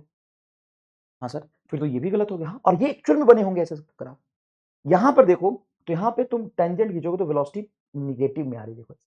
और वैसे भी तुम यहां से देख रहे हो टाइम 0 पे ऑब्जेक्ट का डिस्प्लेसमेंट कितना है? 0, और वेलोसिटी u, मतलब टाइम 0 पे ऑब्जेक्ट का डिस्प्लेसमेंट 0 है, तो ग्राफ तो ओरिजिन से शुरू होना चाहिए। यहाँ पे देखो ग्राफ कहां से शुरू है? ऊपर से, मतलब ये गलत है। यहाँ पे ग्राफ ओरिजिन शुरू हुआ है, लेकिन इसका स्लोप कैसा है सर? कांस्टेंट, मतलब डिस्प्लेसमेंट टाइम के साथ लिनियरली बढ़ रहा है। डिस्प्लेसमेंट टाइम ग्राफ का स्लोप वेलोसिटी होता है, तो इसका स्लोप कांस्टेंट है, मतलब कांस्टेंट वेलोसिटी को बता रहा है, लेकिन यहाँ पे तो वेलोसिटी लगातार घट रही है, तो ये भी गलत हो गया। दूसरी बात, पार्टिकल ऊपर गया, दूर जा रहा है, डिस्प्लेसमेंट बढ़ रहा है, नीचे आ रहा है तो डिस्प्लेसमेंट घट गया, फाइनली डिस्प्लेसमेंट 0 होना चाहिए। एक ग्राफ ये बना दिया मान लो, और एक ग्राफ ये बना दिया, तो फाइनली डिस्प्लेसमेंट 0 होना है, तो ये बनेगा, ये नहीं बनेगा। दूसरी बात है, इसका स्लोप पहले u है, तो वेलोसिटी u है, तो डिस्प्लेसमेंट टाइम ग्राफ का स्लोप वेलोसिटी बताता है। वेलोसिटी u है, मतलब इसकी वेलोसिटी देखो स्लोप u है। अब धीरे धीरे इसकी स्लोप घट रही है, धीरे धीरे वेलोसिटी घट रही है, फाइनली यहां पे पहुंच के इसका स्लोप 0 हो गया, मतलब वेलोसिटी 0 हो गया। फिर नीचे आया, मतलब स्लोप निगेटिव हो गया, फिर ये पहुंच गया। हाँ, अगर तुमसे डिस्टेंस पूछता तो डिस्टेंस के लिए ऐड करते, तो ये एक्चुअल में डिस्टेंस का पार्ट बता रहा है। ले भैया पूरा पीएचडी करा दिया तुम्हें, इक्वेशन की कोई जरूरत नहीं है, पे हटा दो। ओह सेट, समझो। तो ऑब्जेक्ट को प्रोजेक्ट किया और ऐसा ग्राफ बनाया, तो ये डिस्टेंस है, और ये तुम्हारा क्या है? डिस्प्लेसमेंट है, क्योंकि डिस्टेंस हमेशा बढ़ता है, निगेटिव नहीं हो सकता। तो इसी का बस ऊपर बना दिया वैल्यू पॉजिटिव लेके। अब बताओ समझ में आया तुम्हें, नहीं आया? तो जब भी तुमसे पूछेगा कोई कॉम्प्लिकेटेड ग्राफ भी अगर आ रही होगी, तो तुम सही ढूंढने के बजाय गलत ढूंढोगे। अच्छा, इस ग्राफ को मैं ग्राफ में एक बार और रिपीट करूंगा जब मैं ग्राफ पढ़ाऊंगा, ठीक है? एक बार और रिपीट करूंगा। नेक्स्ट है जगलर प्रॉब्लम। क्या आपने जगलर प्रॉब्लम देखा है? सर जगलर प्रॉब्लम क्या? अरे वो जादूगर मेले में जो बॉल को हवा में फेंकता रहता है, वही जादूगर जो मेले में बॉल को हवा में फेंकता रहता है, ऐसे टुई टुई टुई टुई टुई टुई टुई, देखा है? वो एक बार में ही हवा में 4 बॉल रख लेता है, 5 बॉल हवा में रख लेता है। हाँ सर देखा तो है। बड़ा सिंपल सा उसका लॉजिक है, बहुत ही डिसिप्लिन और प्रैक्टिस चाहिए उसके लिए, मानते हो कि नहीं? किस बात की प्रैक्टिस? हर बॉल का ना देखता हूं वहां पे जब वो हवा में रखता है, ऐसा नहीं होता कि कोई बॉल यहां तक हाइट तक गया, कोई यहीं तक गया, कोई यहां तक गया, कोई यहां तक गया, कोई यहां तक गया, ऐसा नहीं होता। जब भी वो बॉल को हवा में फेंकता है, सारे बॉल की हाइट मैक्सिमम सेम आती है, मतलब सबको एक ही सेम इनिशियल वेलोसिटी से फेंक। क्या ये बात आपको समझ में आया? जितने भी बॉल को हवा में रखना चाहता है, सबको एक कॉमन वेलोसिटी से फेंकता है, और हर दो बॉल के बीच में टाइम गैप सेम रहता है। ये तुम समझ गए तो तुम समझ जाओगे कि एक्चुअल में कौन से प्रिंसिपल पे काम करता है। वो प्रैक्टिस के प्रिंसिपल पे काम करता है। अब वो इतनी सिमेट्री बना के क्यों रखता है? अरे तभी तो मेंटेन कर पाएगा। एक को तेज फेंक दिया, एक को स्लो फेंक दिया, जैसे तुम कोशिश करोगे तुमसे नहीं होगा। क्यों नहीं होगा? क्योंकि एक को तेज फेंक देते, एक को स्लो फेंक देते। अच्छा, हाँ सर समझ गए। अब यहां पे ध्यान से सुनना। मान लो वो 4 बॉल हवा में रखना चाहता है, एक बॉल फेंक दिया हवा में, दूसरा फेंका हवा में, तीसरा फेंका हवा में, चौथा फेंका हवा में। सबको अगर सेम रफ्तार से फेंका है तो सबकी टाइम फ्लाइट सेम होगी। अगर वो 4 बॉल हवा में रखना चाहता है, एक बॉल जब उसने फेंक दिया, टी टाइम के बाद दूसरा फेंक दिया, टी टाइम के बाद तीसरा फेंक दिया, टी टाइम के बाद चौथा फेंक दिया, चारों हवा में, पहले नीचे कौन गिरेगा? जिसको पहले फेंका होगा। अब मान लो पहला नीचे गिर गया, लेकिन उसको 4 बॉल हवा में रखना है, तो तुरंत से उसको 5वां बॉल फेंकना पड़ेगा कि नहीं? जैसे ही पहला वापस आएगा, तो जितने बॉल वो हवा में रखना चाहता है उससे वो एक ज्यादा बॉल रखेगा। जैसे वो पहला बॉल को कैच करेगा, 5वां फटाक से फेंक देगा, ताकि 4 मेंटेन रहे, ताकि 4 मेंटेन रहे।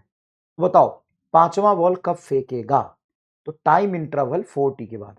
पहला फेंका तो टाइम 0 हो रहा था, पहला फेंका तो टाइम क्या हो रहा था? 0 हो रहा था। दूसरा फेंका तो टी गैप के बाद फेंका, तीसरा 2t के बाद फेंका, चौथा 3t के बाद फेंका, पांचवा 4t के बाद। तो वो जितने बॉल हवा में रखना चाहता है, जितने बॉल हवा में रखना चाहता है, उतने ही टी के बाद वो एक्स्ट्रा एक बॉल फेंक रहा है। हाँ सर। अब मैंने बोला juggler wants to keep an ball, an ball हवा में रखना चाहता है, तो वो कौन सा बॉल फेंक रहा होगा? n plus 1th ball, n plus 1th ball फेंकेगा। कब? nt टाइम के बाद। t इज इक्वल टू 0 पे पहला बॉल, दूसरा 1t के बाद, तीसरा 2t के बाद, चौथा 3t के बाद, पांचवा 4t के बाद। तो n बॉल वो फेंक चुका है, पहला वापस आएगा तो n प्लस 1 बॉल कब फेंकेगा? n इंटू टी के बाद, n इंटू टी के बाद। और ये जो बॉल फेंक रहा है वो तब फेंकेगा जब पहला वापस आएगा। जब पहला वापस आएगा तभी तो वो एक्स्ट्रा बॉल फेंकेगा, ताकि n बॉल हवा में रख सके। हाँ सर। सबसे पहले वापस कौन आएगा? जिसको सबसे पहले फेंका था, पहला आएगा। पहला कितनी देर बाद आएगा? अपने टाइम ऑफ फ्लाइट के बाद, मतलब 2u/g के बाद। हो गया खत्म। तो क्या बात कर रहे हो, इतना आसान? हाँ, फिर से मैं समझाता हूं। जैसे मुझे 4 बॉल हवा में रखना है, 3 बॉल हवा में रख, चलो 3 बॉल हवा में रखना, पहला फेंक दिया, दूसरा फेंक दिया, तीसरा फेंक दिया, बढ़िया, 3 बॉल हवा में। जैसे ही मेरा पहला बॉल वापस आएगा 2u/g के बाद, उसी समय मैं चौथा बॉल फेंक दूंगा ना, ताकि 3 मेंटेन रहे। हाँ सर। तो इसके टी के बाद इसको फेंका, इसके टी के बाद इसको फेंका, इसके टी के बाद इसको फेंका, 3t। 3 बॉल हवा में रखना है तो ये रख दो, ये नंबर ऑफ बॉल इन हवा हो गया। बताओ। हाँ सर, तो हो गया ना खत्म। जहां पे n क्या है? नंबर ऑफ बॉल, t क्या है? टाइम गैप, टाइम इंटरवल, ये time interval, time interval, u क्या है? हर बॉल की जो फेंकने वाली स्पीड है, और t है तुम्हारा हर गैप के बॉल के बीच में टाइम गैप, और n है number of ball in air, number of ball in air. ये देखो सवाल, juggler wants to keep 5 ball in air, he throws each ball with 20 metre पर सेकंड। हर बॉल को 20 मीटर पर सेकंड से फेंक रहा है, और 5 बॉल हवा में रखना चाहता है, तो टाइम गैप बताओ कितना होगा? nt बराबर 2u/g, बस खत्म। जहां पे n नंबर बोलो, t है टाइम पीरियड, खत्म। n बोलो 5, टाइम गैप t बराबर 2, u हर बॉल को 20 से फेंक रहा है, बटा g की वैल्यू 10, 0 से 0 कट गया, दोनों 4, t इज इक्वल टू होगा 4/5, मतलब 0.8 सेकंड, 4/8, 8/40, 0.8 सेकंड के टाइम गैप में फेंकेगा, खत्म। बताओ मजा आया कि नहीं आया? तो एकदम मजा आ रहा है एकदम। तो अब तो डेरिवेशन छोड़ो, ये याद रखो, nt बराबर 2u/g, जगलर प्रॉब्लम, nt बराबर 2u/g। नेक्स्ट देखिए, ball is projected, okay, ball is projected from some height, किसी हाइट से बॉल को मैंने प्रोजेक्ट किया ऊपर की तरफ। अब ये ऊपर की तरफ जाएगा, कहीं तो रुकेगा, हमेशा के लिए चलता रहेगा क्या? नहीं, कहीं रुकेगा। रुकने के बाद वो यहां तक आके स्टॉप नहीं होगा, नीचे ग्राउंड तक जाएगा। सबसे खतरनाक मोशन अंडर ग्रेविटी, यही बच्चों को समझने में सबसे ज्यादा समस्याएं आती है। क्या?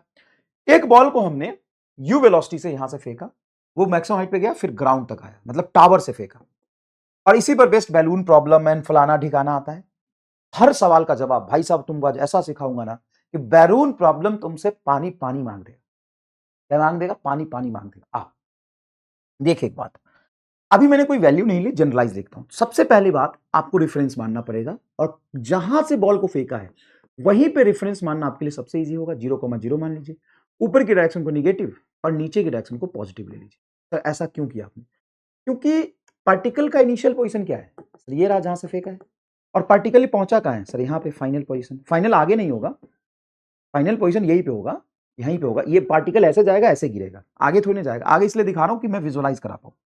तो पार्टिकल यहां पहुंचा, तो डिस्प्लेसमेंट कैसे देखोगे? इनिशियल पॉइंट से फाइनल पॉइंट को ऐसे मिला दोगे, ये डिस्प्लेसमेंट आएगा। अब एक चीज यहां पे समझने की कोशिश करो, पार्टिकल ऊपर गया, कहीं रुका, यू टर्न लेके नीचे आया, डिस्टेंस देखोगे तो ये पूरा आएगा, ढीन ढीन ढीन ढीन ढीन ढीन ढीन ढीन। लेकिन डिस्प्लेसमेंट इनिशियल पॉइंट से फाइनल पॉइंट को मिला दो, ये एच ही आएगा। और चूंकि नीचे तुमने प्लस माना है, तो क्या डिस्प्लेसमेंट को प्लस एच बोल सकते हैं? अच्छा, डिस्प्लेसमेंट को प्लस एच बोल सकते हैं। और एक्सीलरेशन ड्यू टू ग्रेविटी भी नीचे है, तो हर समय इस पर एक्सीलरेशन प्लस जी नीचे लग रहा होगा। दो फिजिकल क्वांटिटी नीचे, इसलिए दोनों को मैंने प्लस मान लिया। और ये इक्वेशन लिखना तुमको आना चाहिए, सबसे पहले कंसेप्ट 100% आना चाहिए। बाकी सवाल तो कोई सा भी दे, मैं सिर्फ 2 लाइन में उसका आंसर निकालूंगा, ये मेरा तेरे से प्रॉमिस है। सिर्फ 2 लाइन में आंसर निकालूंगा, चाहे सवाल तो मुझे कुछ कोई सा भी दे। Ball is projected from some height, ball को किसी हाइट से मैंने प्रोजेक्ट किया, ठीक है, बॉल को किसी हाइट से प्रोजेक्ट किया। ऊपर के डायरेक्शन को नेगेटिव मानने से इनिशियल वेलोसिटी ऊपर था, वो नेगेटिव हो गया। एक्सीलरेशन ड्यू टू ग्रेविटी नीचे माइनस, डिस्प्लेसमेंट इनिशियल पॉइंट को फाइनल पॉइंट से मिला दिया, वो भी नीचे। अब टाइम निकालने के लिए सबसे पहले first equation, sorry second equation of motion देखो, तो s बराबर ut plus half at square. s बताओ कितना displacement, h plus h minus h। देख भाई इनिशियल पॉइंट यहां है, फाइनली तो यहां मिला है, नीचे को प्लस लिया, इनिशियल से फाइनल पॉइंट नीचे h लेंथ है। टोटल डिस्टेंस नहीं देखना, पार्टिकल u टर्न लिया, हमें डिस्प्लेसमेंट देखना है। डिस्प्लेसमेंट होता है इनिशियल से फाइनल पॉइंट के बीच का लेंथ। h बराबर u बोल sir minus ut, half gt square बोल क्या होगा, हाफ gt स्क्वायर हो जाएगा प्लस हाफ g की वैल्यू g ही रहने दे इंटू टी स्क्वायर, ऐसा लिख। g प्लस है, h प्लस है, u नेगेटिव है। अब इसको भी इधर लिया तो क्या तू लिख सकता है g by two T square minus U T, इधर ई एच को इधर ला, माइनस एच बराबर 0। अब इस दोनों तरफ को ना g बाई टू से मल्टीप्लाई कर दो, 2 बाई जी से मल्टीप्लाई कर।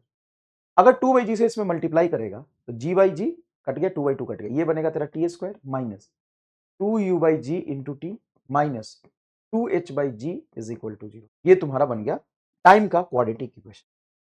जहां पे तुम टाइम के क्वाड्रेटिक इक्वेशन से कंपेयर करोगे तो a square plus b t plus c is equal to 0। तो ये टाइम का क्वाड्रेटिक इक्वेशन नहीं है। देखो टी स्क्वायर, टी और कांस्टेंट, कांस्टेंट हो गया तुम्हारा minus 2h by ji, C हो गया minus 2h by g, B की वैल्यू इतनी हो गई, ए की वैल्यू इतनी हो गई। यहाँ पे श्रीधराचार्य इक्वेशन में टाइम का इक्वेशन रख दे, minus b plus minus root under b square minus 4ac बटा 2a। इसको सॉल्व कर, टाइम की वैल्यू तुम्हारी कुछ ये आएगी, u by g plus minus root under u by g का whole square plus 8h by g, कुछ ऐसा बनता है, मुझे एग्जैक्टली याद नहीं आ रहा, लेकिन ऐसा खतरनाक सा। a की वैल्यू क्या है 1, b की वैल्यू क्या है 2e बाई जी, c की वैल्यू क्या है 2h बाई जी, यहां से कंपेयर करके रखते हैं तो ये खतरनाक सा कुछ ऐसा बनता है। मैं एक थ्योरी पढ़ा रहा हूं जो किताबों में ऐसा निकालते हैं, तो डर लग रहा है। डर इसलिए लग रहा है क्योंकि जनरलाइज वैल्यू के लिए है। अगर मैं यहाँ पे u को 10 रख देता तो g को 10 रख, u को 20 ले लेता, मान लो u 20 से फेंका है, g भी तुम्हारा 10 है तो u 20 g 10 रखोगे तो सिंपल आएगा। मैं जनरलाइज वैल्यू के टर्म्स में लिखा है, इसलिए तुमको थोड़ा खतरनाक दिख रहा होगा। अब मुझे नहीं पता यार ये सही है या गलत, लेकिन कुछ ऐसा ही तो आता है यार। ला ला ला ला ला ला ला ला ला ला ला ला। चलो ठीक है, अब एक काम करते हैं, मुझे नहीं पता ये सही है गलत है, जो कुछ भी मैंने लिख दिया है यार छोड़ो। तुम ये बताओ, मैंने ऑब्जेक्ट को फेंका, तो फेंका आपने, और ये गलत है मुझे दिख गया है, मैं ठीक करूंगा इसको। मैंने ऑब्जेक्ट को फेंका, कहां से फेंका, टावर से फेंका, तो कितने स्पीड से फेंका है, सर यू से। यू कितना है सर, हमें नहीं पता। सर यू से फेंका है ना, तो बताना कितना है। तो सर वो यू है, यू की वैल्यू आपने फिक्स नहीं बताई, 50 है, 10 है, 60 है, 100 है, बस यू है। अगर वो यू जीरो होता तो यू जीरो कैसे होता, मैंने ऊपर फेंका है ना गुरु जी। नहीं, तुमने फेंका है, मैंने मान लिया, सॉल्व कर लिया, सब कर लिया, लेकिन मैं अज्यूम करता हूं कि मैंने फेंका लेकिन मैंने वेलोसिटी जीरो दी, तो क्या होता। तो जीरो दी मतलब तो आप ये कह रहे हो कि आपने फेंका यू से जहां पे यू जीरो है। तो ये तुम्हारा एक विजुअलाइजेशन का तरीका बन गया कि अगर यू जीरो होता तो ड्रॉप का केस बन जाता। ड्रॉप करने में जो टाइम आता है रूट अंडर 2h बाई जी आता है, मतलब यू को जीरो रखने पे 2h बाई जी आना चाहिए। और मैं यहाँ पे यू को जीरो रखता हूँ, ये जीरो रख दिया, ये जीरो रख दिया, ये जीरो, तो बचा रूट अंडर 8h बाई जी, नहीं ये 2h बाई जी। बताओ मजा आया कि नहीं। अब बताओ इसमें रखो ना भाई, यू को जीरो, जीरो रख दो, जीरो रख दो, रूट अंडर 2h बाई जी, अब ये सही लग रहा है। पहली बात। दूसरी बात, सर अगर आप ये कह रहे हो कि मैंने ऑब्जेक्ट को किसी टावर से फेंका, ग्राउंड से कितना ऊपर था सर, एच मीटर, एच कितना है 100 मीटर, 200 मीटर, 300 मीटर, कितना है सर नहीं पता। तो अगर मैं बोलूं कि मैंने जिस टावर से फेंका है वो जीरो है, तो क्या ये ग्राउंड टू ग्राउंड नहीं बन गया। मैं कह रहा हूं भाई, मैं ये सिंपल सा कह रहा हूं कि जिस ग्राउंड से, जिस टावर से फेंका वो टावर की हाइट जीरो है, मतलब यही ग्राउंड है, यही ग्राउंड है, तो ऐसे गया ऐसे आ गया। तो टाइम फ्लाइट कितना होना चाहिए, अगर ग्राउंड की पोजीशन से फेंको और ग्राउंड पे आ जाए तो ग्राउंड टू ग्राउंड मोशन बन जाए। अरे हाइट जीरो मतलब ग्राउंड टू ग्राउंड बन गया, टावर की हाइट जीरो मतलब ग्राउंड टू ग्राउंड। तो टाइम ऑफ फ्लाइट 2u/g आना चाहिए कि नहीं आना चाहिए? हाँ सर। तो रख दो तुम फटाफट h को 0। h को 0 रखोगे तो यहां पे h को 0 रख दिया, तो रूट अंडर u/g का होल स्क्वायर, और रूट कट गया तो u/g बचेगा। हाँ, और यहाँ पे प्लस यूज करोगे u/g बचेगा, तो 2u/g। सर 0 भी तो आ जाएगा। हाँ, तो 0 भी तो 2 टाइम तो है। जब फेंका था तब भी पार्टिकल यहाँ था और 2u/g के बाद भी पार्टिकल यहाँ है, तो फेंकने का और आने का दोनों का टाइम ही दे दिया। वो तो बता रहा ना कि जहां से चला है वहीं तक आने पे मतलब वो डिस्प्लेसमेंट 0 पे कब होगा? जब फेंका था तभी वही होगा और वापस आके भी होगा। रखो यहाँ पर। अब बताओ इसमें मजा आया कि नहीं? इतना तो डिटेल में मैंने यकीन में नहीं पढ़ा है, मैं आपको बता दूं। और ये टाइम मेरे हिसाब से मैंने सही लिखा है, मैं वेरीफाई कर लेता हूं एक बार। अब देखो कि मैंने तुमको बस पढ़ाया, ठीक है भाई, तुमको मैंने पढ़ाया, इक्वेशन लिखना सिखाया। अब मैंने वो इक्वेशन को अप्लाई करके क्वाड्रेटिक बनाया। क्वाड्रेटिक बना के मैंने आपको विजुअलाइज कराने की कोशिश करी। आप उस क्वाड्रेटिक को सॉल्व करेंगे, सॉल्व करोगे, एबीसी की वैल्यू भी कंपेयर करके दे दी, ये आना चाहिए। अब मैंने उसको लॉजिक से विजुअलाइज करा दिया। फिर u 0 होता है उसका क्या मतलब है? तो पहले क्वेश्चन में ये देखो कि अगर u 0 होता है उसका मतलब क्या है। अगर मैं बोलूं u 0 है तो उसका मतलब क्या है, पहले उसको विजुअलाइज करो। कहाँ है फिजिक्स में डीजी की फाइल? कहाँ है? हाँ, ये रहा। फिजिक्स में डीजी की फाइल में देख लेता हूँ। फिजिक्स में डीजी बहुत जल्दी आने वाली है बेटा, धुआंधार नई वाली, जिसमें आपको एकदम मजा सा आ जाएगा और उसके बाहर क्वेश्चन बिल्कुल नहीं जाने वाले, चाहे नीट का पेपर कैसा भी आ जाए। अपडेटेड बनाए, बहुत जल्दी आने वाला है। हाँ, मिल गया बेटा, ये रहा टाइम, सही है। t इज इक्वल टू, देखो यहाँ पे देख पाओगे तो देख लो, t is equal to u/g root under u/g का होल स्क्वायर प्लस 2h/g। और ये सॉल्व करके यही आएगा। अगर इसमें मैं थोड़ा भी गड़बड़ कर दूं तो वो मुझे कैलकुलेशन से तो पता चलेगा, डायरेक्टली इस वैल्यू रख के भी पता चल जाएगा। और ऐसे फिजिक्स अभी आगे और तुम सीखोगे। ये एक एक एक तरीका बताया इसको विजुअलाइज करने का, ठीक है। अब ये सब को छोड़ो, सब बकवास बातें, तो काम की बातें क्या है वहां आओ। काम की बात पे आते हैं। तो काम की बात यह है कि एग्जाम में तुमको ये नहीं करना, सवाल आया ना तुमको ये करना है ना तुमको ये करना है। हाँ, ये कब करना है? अगर मान लो यही एक्सप्रेशन दे दिया 4 ऑप्शन में और तुमसे बोला कि कौन सा सही है, तो क्वाड्रेटिक करके करोगे कि एमआर स्टार लगाओगे? एक कमेंट करके बताओ। एमआर स्टार लगाओ और लाइव झिंगा लाला करो, क्योंकि वहां पे आप क्वाड्रेटिक बनाओ, पूरा सॉल्व करो, या सिंपल सा ये दो लॉजिक लगाओ और सोचो, अगर u 0 होता तो ड्रॉप का केस होता रूट अंडर 2h/g आना चाहिए, पहला केस जो मोशन अंडर ग्रेविटी का बनाया था। अगर मैं h हाइट से फेंक रहा हूं, सर u और h दोनों 0 होता तो मतलब तुम कह रहे हो h 0 मतलब ग्राउंड पे है, u 0 मतलब फेंका ही नहीं, तो वहीं पर रह जाएगा। वो क्या सवाल हुआ? तो ऐसे कर लो, ठीक। लेकिन अगर एक्चुअल में रियल सवाल आता है तो कैसे करोगे? रियल सवाल मतलब मान लो ये सवाल आया तुम्हारे सामने, ये सवाल है, एक ही पेज पे 2 सवाल है, तो मैं इसको अलग अलग कर लेता हूँ। ये सवाल है, अब इसको कैसे करोगे बताओ? हाँ सर, इसको कैसे करेंगे बताइए। अब ये मेन सवाल आया कि ग्राउंड से मैंने एक ऑब्जेक्ट को 35 मीटर की टावर से 30 मीटर पर सेकंड से फेंका है, ऊपर गया, कहीं रुका होगा और फिर नीचे गिरा ग्राउंड तक। तो मुझे बताओ इसका टोटल टाइम ऑफ फ्लाइट कितना है? Object is drop from height इतना metre, then find time of flight. बात बुर्बक, इसका टाइम ऑफ फ्लाइट कितना होगा बताओ? ये गलत सवाल यहाँ पे लिख दिया, छोड़ो इसको। बताओ इसका टाइम फ्लाइट क्या होगा? ठीक है, इसका टाइम फ्लाइट क्या होगा? अब पहली बात, प्रॉपर अगर आप मैथमेटिक्स से करें तो आप क्या करेंगे, यहां पे आप ओरिजिन मानेंगे, ऊपर की डायरेक्शन को आपको मर्जी है प्लस ले सकते हैं, कोई प्रॉब्लम नहीं है।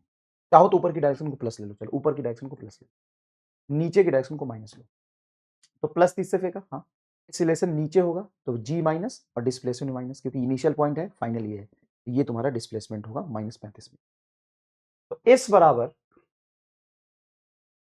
बराबर UT plus half A T square. S की वैल्यू कितनी है सर? -35। यू की वैल्यू कितनी है सर? -30 into T. जी की वैल्यू कितना है? -10, तो हाफ जी की वैल्यू 10, -10 और इसलिए नेगेटिव है, इंटू टी स्क्वायर। काटोगे तो 5 आ जाएगा। तो ये हो गया तुम्हारा -5t²। इसको इधर ले आओ, चलो सबको इधर ले आओ। तो -5t² जाएगा तो +5t² -30t -35 is equal to 0। ये क्वाड्रेटिक बनी है, इसको सॉल्व कर लो। सही लिखा है ना? एक तो तरीका ये है। दूसरा, अब मेरा वाला मेथड क्या कहता है, अब मैं जो ड्रॉप वाला केस कराया था उसी तरीके से मैं इसको करा दूं, तो करा दो तो हम आपको गुरु मान लेंगे। मैं सिर्फ 2 लाइन लिखूंगा, मेरे सामने आंसर होगा। 3 लाइन लिखूंगा, चलो थोड़ा टफ है, 3 लाइन लिखूंगा, 3 लाइन में मेरा आंसर होगा। मजाक नहीं करो, 3 लाइन लिखूंगा, मेरा आंसर होगा। पहला लाइन, कोई रिफरेंस ऑफरेंस, मैंने पार्टिकल को कितने से फेंका सर? 30 से। क्या ये मैक्सिमम हाइट पे जाकर रुकेगा? रुकने के बाद इसकी स्पीड 0 है, जब वो नीचे गिरेगा तो रुकने के बाद नीचे कितने देर में गिरेगा ये तो मैं मास्टर हूं इसमें। तुम हाइट बताओ, मैं निकाल दूंगा। और ऊपर कितने देर तक जाएगा ये मुझे पता है। अब सुनो, यहां पर मैंने 30 से फेंका, ऊपर कितने देर तक जाएगा? तो u बाई जी, 30/g की वैल्यू 10, 3 सेकेंड तक। इसमें किसी को डाउट है? पहला लाइन लिखा है मैंने, जब मैं 30 से फेंकता हूं तो 3 सेकंड में रुक जाएगा। इसमें किसी को डाउट है? बोलना, डाउट है तो बोलना, यही खड़ा हूं मैं। है? नहीं सर, नहीं है डाउट। ओके, अब यहां पे हाइट देखोगे तो 30 मीटर पर सेकंड से फेंका है तो हाइट हो जाएगा तुम्हारा 45 मीटर। जहां से फेंका है वहां से मैक्सिमम हाइट हो जाएगा 45 मीटर। सर कैसे? यू स्क्वायर 2g कर, 30 का होल स्क्वायर कर ले, या ऐसे देख, 30 से फेंका है तो यहां से यहां तक 30 तक, जब 30 से फेंका है तो 3 सेकंड तक जाएगा, 3 सेकंड तक आएगा, ये 45 तो ये भी 45 हो, ये यू स्क्वायर 2g कर ले। दूसरा लाइन, तीसरा देख, ये 35 मीटर है टोटल हाइट, हाँ, और यहां से 45 मीटर ऊपर गया है, 45 और 35 कितना होगा सर? 80। तो क्या यहां से मैंने ड्रॉप किया है? हाँ। और इसको कितना नीचे गिरना है सर? 80। मतलब यहां से यहां तक का टाइम होगा √2h बाई जी। वैसे तो मुझे पता है 4 सेकंड, लेकिन तेरे लिए निकाल देता हूं। √2h की वैल्यू 80, जी की वैल्यू 10, ये 0 से 0 कटेगा, 8 दूना 16, √16 मतलब 4 सेकंड। ये है तेरा 3 सेकंड, ये है 4 second, total time of light 7 second. Total time of light 7 second, खत्म। ला ला ला ला ला ला ला ला ला ला ला ला। एक गुब्बारा तो ब्लास्ट करना बनता है इस खुशी के मौके कर। और बता कि तूने क्या सीखा। एक बार और समझा दो इसको। बिल्कुल सही कह रहा है, बच्चे भी क्लास में यही कहते हैं। तो कितने लोग एक बार में सीख गए, कितने लोगों को दोबारा सीखना पड़ा? लेकिन पीएचडी हो गई, कमेंट करके बताना, मैं दोबारा बता रहा हूं। तू 30 से फेंक, 40 से फेंक, 70 से फेंक, जितनी मर्जी स्पीड से फेंक, रुकेगा कि नहीं? रुकेगा। रुकने का टाइम यू बाई जी होता है कि नहीं? तो होता है। तो 30 से फेंका तो रुकेगा 3 सेकंड में। हाँ सर, वो तो समझ में आ गया। अब अगर मैं 30 से फेंका तो यू स्क्वायर बाई जी से हाइट निकाल ले। यहां से यहां का हाइट तुमको पता चल गया? हाँ सर, ये हाइट पहले से पता था, टोटल हाइट हो गई है। अब अगर यहां पे कोई ऑब्जेक्ट रेस्ट और कांस्टेंट एक्सीलरेशन जी से नीचे गिरता है तो ये हाइट चलने में √2h बाई जी टाइम होता है, ये टाइम निकाले, खत्म। सर रुलाओगे क्या? कितने लोगों को रोना आ गया कसम से। ये भाई साहब 1.5 पेज के कैलकुलेशन पे सवाल होता है ये। तो मैंने इक्वेशन बनाना भी तुम्हें सिखा दिया है, इस कंसेप्ट को मत भूलना। और मैंने तुमको डायरेक्ट लिख दिया। अब बच्चा यहाँ पे एक और चीज लगाता है, सर देखो 30 से फेंका है तो यहां से यहां तक का टाइम होता है 2e बाई जी, ये निकाल लेते हैं और फिर ये निकाल लेंगे, हमें हाइट की भी जरूरत नहीं पड़ेगी। तो गड़बड़ हो जाएगा। क्या गड़बड़ होगा बताता हूँ। कितने लोग ये सोच रहे थे और मैंने तुम्हारी आंखें खोल दी? कमेंट करके बताना। कितने लोग सोच रहे थे सर आप हाइट भी क्यों देख रहे हो? ये देखो 30 से फेंका तो 2e बाई जी, तो यहां से यहां तक 6 सेकंड टाइम लगेगा, तो 6 सेकंड का ये निकाल लो और 35 मीटर चलने का टाइम निकाल लो। ये तो और आसान होगा। नहीं बेटा, दिक्कत क्या है, यहां से यहां का टाइम तुम निकाल लो, बहुत बढ़िया। लेकिन जब यहां पे पहुंचा तो पार्टिकल रेस्ट में है कि 30 मीटर पर सेकंड से पहुंचेगा? 30 से फेंकोगे ऊपर जाएगा, यहां 30 से पहुंचेगा, 30 से यहां पर पहुंचा। हाँ सर, 30 से यहां पे पहुंचा है। अब अगर पार्टिकल 30 मीटर पर सेकंड से यहां पे पहुंचा तो ड्रॉप वाला केस नहीं लगा सकते ना, यहां पे रेस्ट है। यहां पे तुम लगा सकते हो √2h बाई जी, ये रेशियो लगा सकते हो, जो मर्जी तुमने पढ़ा है ना, कांस्टेंट एक्सीलरेशन रेस्ट, यहां से लगा सकते हो कि यहां रेस्ट पर, लेकिन यहां रेस्ट पर नहीं, तो ये नहीं लगेगा। बताओ कितने लोग की आंखें खुल गई? सोचते हैं बच्चे, और सोचने में कोई बुराई नहीं है। आग अगर आपने सोचा होगा तभी अब जाके आपको कंसेप्ट और क्लियर हुआ होगा और आप एग्जाम में गलती नहीं करेंगे। तो सोचना जरूरी है। प्रैक्टिस के लिए ये सवाल तो कर लिया हमने, ये कर लो। कितने से फेंका? 3 लाइन में लिखूंगा और 3 लाइन में आंसर आएगा, चाहे सवाल कुछ भी हो साला। 60 से फेंका है तो ऊपर जाने का समय यहां तक, सॉरी यही यहां तक का होगा 6 सेकंड। तो 6 सेकंड मेरा टाइम लग चुका है। ठीक? और आंसर नहीं लिख रहा हूं मैं, 3 लाइन कैलकुलेशन भी नहीं कर रहा। सबसे खास बात देख, और 60 से फेंका है तो 6 सेकंड, 6 में 180 और 300 बीच, मतलब 500। 500 मीटर, 500 मीटर चलने में कितना टाइम लगेगा? तो T2 is equal to √2 ji, H की वैल्यू 500, जी की वैल्यू 10, ये कट जाएगा, 50 में 100 मतलब 10 सेकंड। टाइम फ्लाइट 16 सेकंड, 10 और 6 16। अब बता, क्या मैंने तुमको जितना प्रॉमिस किया था कि मैं 3 लाइन कैलकुलेशन करूंगा उससे भी आसान कर दिया? कहां कैलकुलेशन? कैलकुलेशन तो एक ही लाइन है। कैलकुलेशन तुमको दिख रहा है कहीं चाचा? दिख रहा है कैलकुलेशन? पता ना। 60 से फेंका तो 6 सेकंड में जाकर रुकेगा, रुकेगा। 60 से फेंका तो 6 सेकंड में जाकर रुकेगा। और जब रुक के नीचे गिरेगा, रुक के नीचे गिरेगा, 60 से फेंका है तो 6 सेकंड में 180 मीटर चला होगा। यूएस को 2g से कर ले, वो 180 और नीचे 320, 500 मीटर। 500 मीटर गिरने में 10 सेकंड लगता। खत्म, खत्म। अरे एक वो वाला सवाल करा दो बैलून से हम ड्रॉप करते हैं तब। हाँ, करा देता है। और उसमें मैं 3 ही लाइन लिखूंगा। जनता परेशान की सर, ऐसे कौन चीज पढ़ाता है यार, ऐसे बना रहे हो यार गुरुजी, यार तुम आप पढ़ा नहीं रहे हो, आप क्राइम कर रहे हो फिजिक्स के साथ, तुम्हारे साथ नहीं, फिजिक्स के साथ खुलेआम क्राइम कर रहे हो सर जी। तो देखो, अब बैलून वाले सवाल कर ही लेते हैं, लगे हाथ। देखो होता क्या है, इसको समझिएगा। इमेज स्टार बॉक्स को फील करिएगा, इमेज स्टार बॉक्स को फील करिएगा कि जब भी ऑब्जेक्ट को मूविंग फ्रेम से रिलीज करते हैं तो ऑब्जेक्ट फ्रेम का वेलोसिटी शेयर कर लेता है, बट एसिलेशन नहीं। ऑब्जेक्ट को वेलोसिटी पसंद है, एसिलेशन नहीं। कंसेप्ट से समझो, और याद रखने के लिए देसी मेथड बताया कि ऑब्जेक्ट को जब हम ड्रॉप करते हैं ना, तो जहां से ड्रॉप करते हैं, जिस ऑब्जेक्ट से उसको डिटैच करते हैं, वहां की वेलोसिटी कॉपी कर लेता है। जैसे तुम ट्रेन से उतरते हो, तो क्या ट्रेन से तुम उतरते हो जस्ट, तो तुम्हारी वेलोसिटी, तुम चाहते हो कि तुम आराम से उतरो, लेकिन चलते हुए ट्रेन से उतरते हो, तो क्या तुम आराम से उतर पाते हो कि ट्रेन की वेलोसिटी तुम्हें कॉपी हो जाती है और इनर्शिया की वजह से तुम आगे गिर जाते हो। लेकिन डिटैच होने के बाद वेलोसिटी ऑब्जेक्ट के पास रह जाती है, कॉपी करके ले आता है, लेकिन एक्सेलरेशन नहीं। क्या इतनी बात समझ गए तुम? हाँ सर समझ गए। अब सवाल लाते हैं, यही कंसेप्ट ही है, उसका 3 लाइन। जा, सवाल कहां गया रे? ओहो, सवाल ही नहीं है। सवाल में लाया था वैसे, पता नहीं कहां चला गया। कोई दिक्कत नहीं, सवाल लिख लेते, सवाल लिख लेते, कोई दिक्कत नहीं। Balloon start rising, balloon starts rising with acceleration 10 metre पर सेकेंड स्क्वायर अपवर्ड, मतलब ऊपर की तरफ चलना शुरू किया। After 5 second ball is dropped from balloon, then find time taken by balloon, by ball to reach ground after drop। ऐसा ही तो सवाल होता है। एक होता है वो वाली, कुछ एक्सेलरेशन दे देते हैं, हाँ एक्सेलरेशन दे दिया, सही। अच्छा ऐसा भी होता है, इससे पहले तो ये कर, इसलिए तो ज्यादा टफ हो गया, उससे पहले का आसान कराता हूँ। क्या, एक बैलून 10 मीटर पर सेकंड से चल रहा है या 20 मीटर पर सेकंड से चल रहा है, ऐसे ये बैलून, या लिफ्ट या कुछ भी बैलून ले ले, ये बैलून है, बैलून ये 10 मीटर पर सेकंड से चल रहा है, उड़ रहा है, 10 मीटर पर सेकंड से बैलून उड़ रहा है, ठीक है। बैलून जब जमीन से 40 मीटर की ऊंचाई पे था, मान ले 40 मीटर की ऊंचाई पे, जब बैलून जमीन से 40 मीटर की ऊंचाई पे था, तो यहां से एक आदमी बैलून पे बैठा हुआ एक बॉल को ड्रॉप करता है, then find time of flight of ball. ये सवाल है, सवाल को देख ले आराम से। पहले हम बॉल को जब ड्रॉप कर रहे थे, हम बॉल को कहां से ड्रॉप कर रहे थे? तो टावर से आराम से बैठ के ड्रॉप कर रहे थे। अभी जो हमने बॉल को ड्रॉप किया वो कहां से किया है? सर आप जो बॉल को ड्रॉप कर रहे हो, मतलब रेस्ट से छोड़ रहे हो, लेकिन ऐसी जगह से छोड़ रहे हो जो पहले से चल रहा है।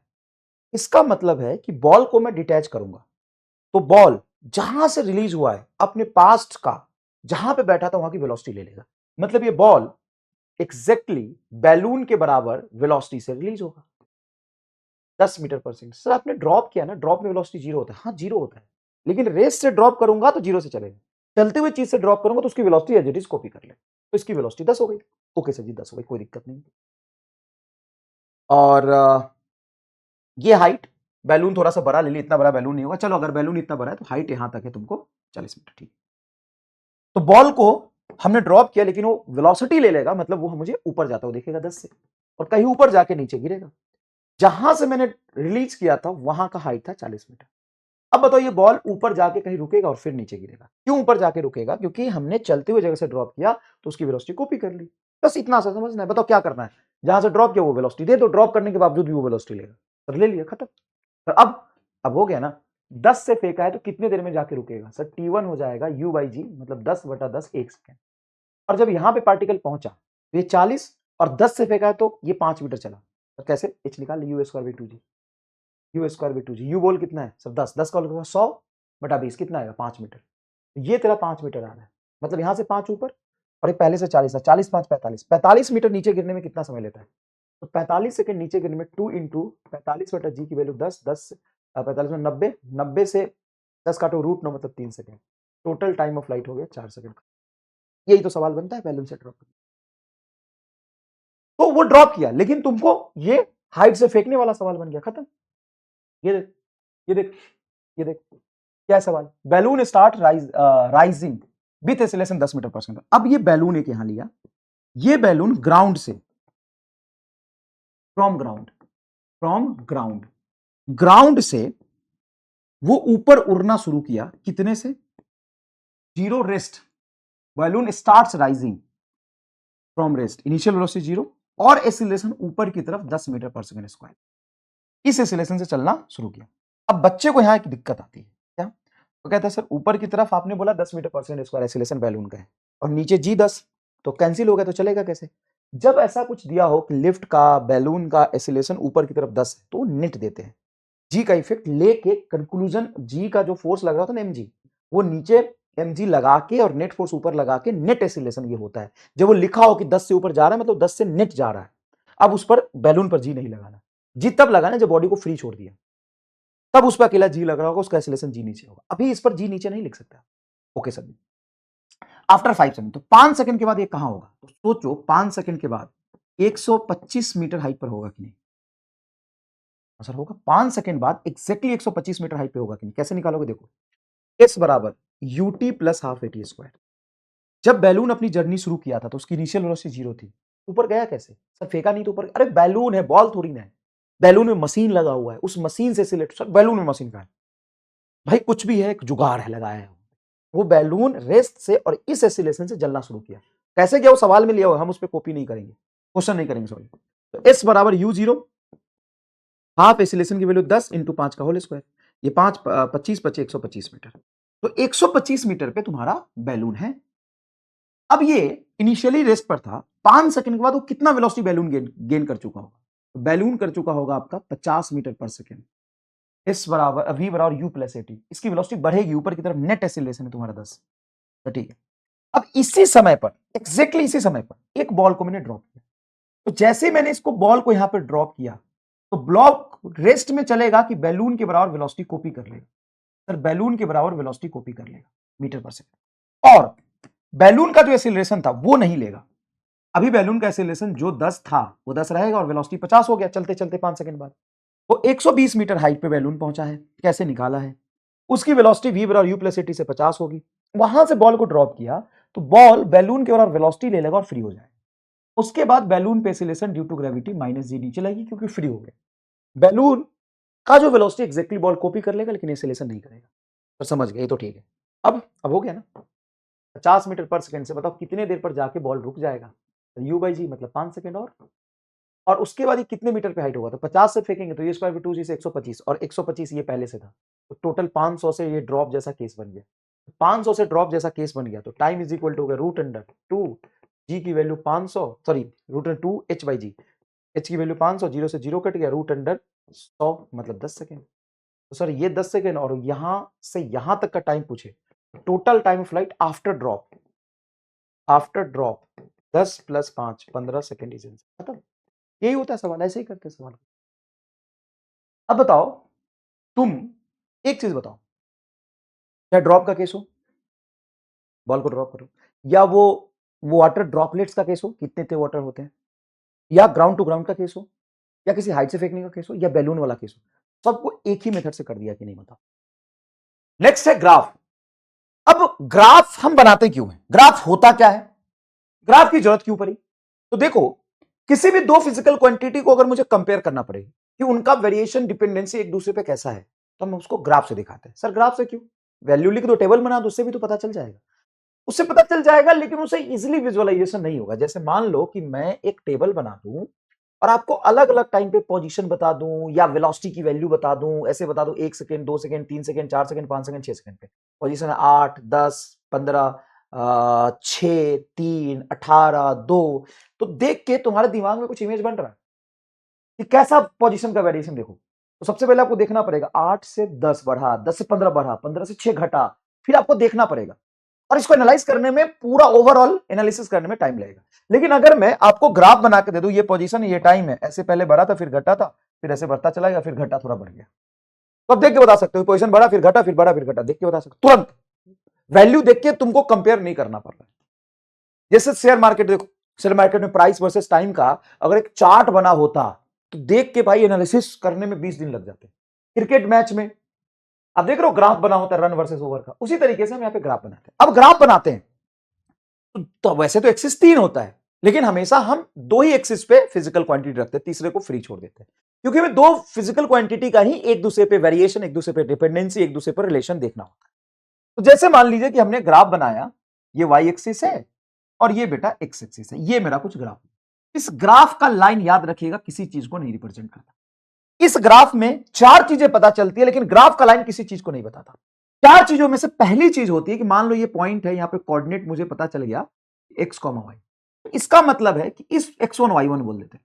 x पॉइंट का x1 कोऑर्डिनेट, जो x1 कोऑर्डिनेट है मतलब x एक्सिस पे उसकी वैल्यू है, और वो x एक्सिस पे रखे हुए फिजिकल क्वांटिटी को रिप्रेजेंट करता है।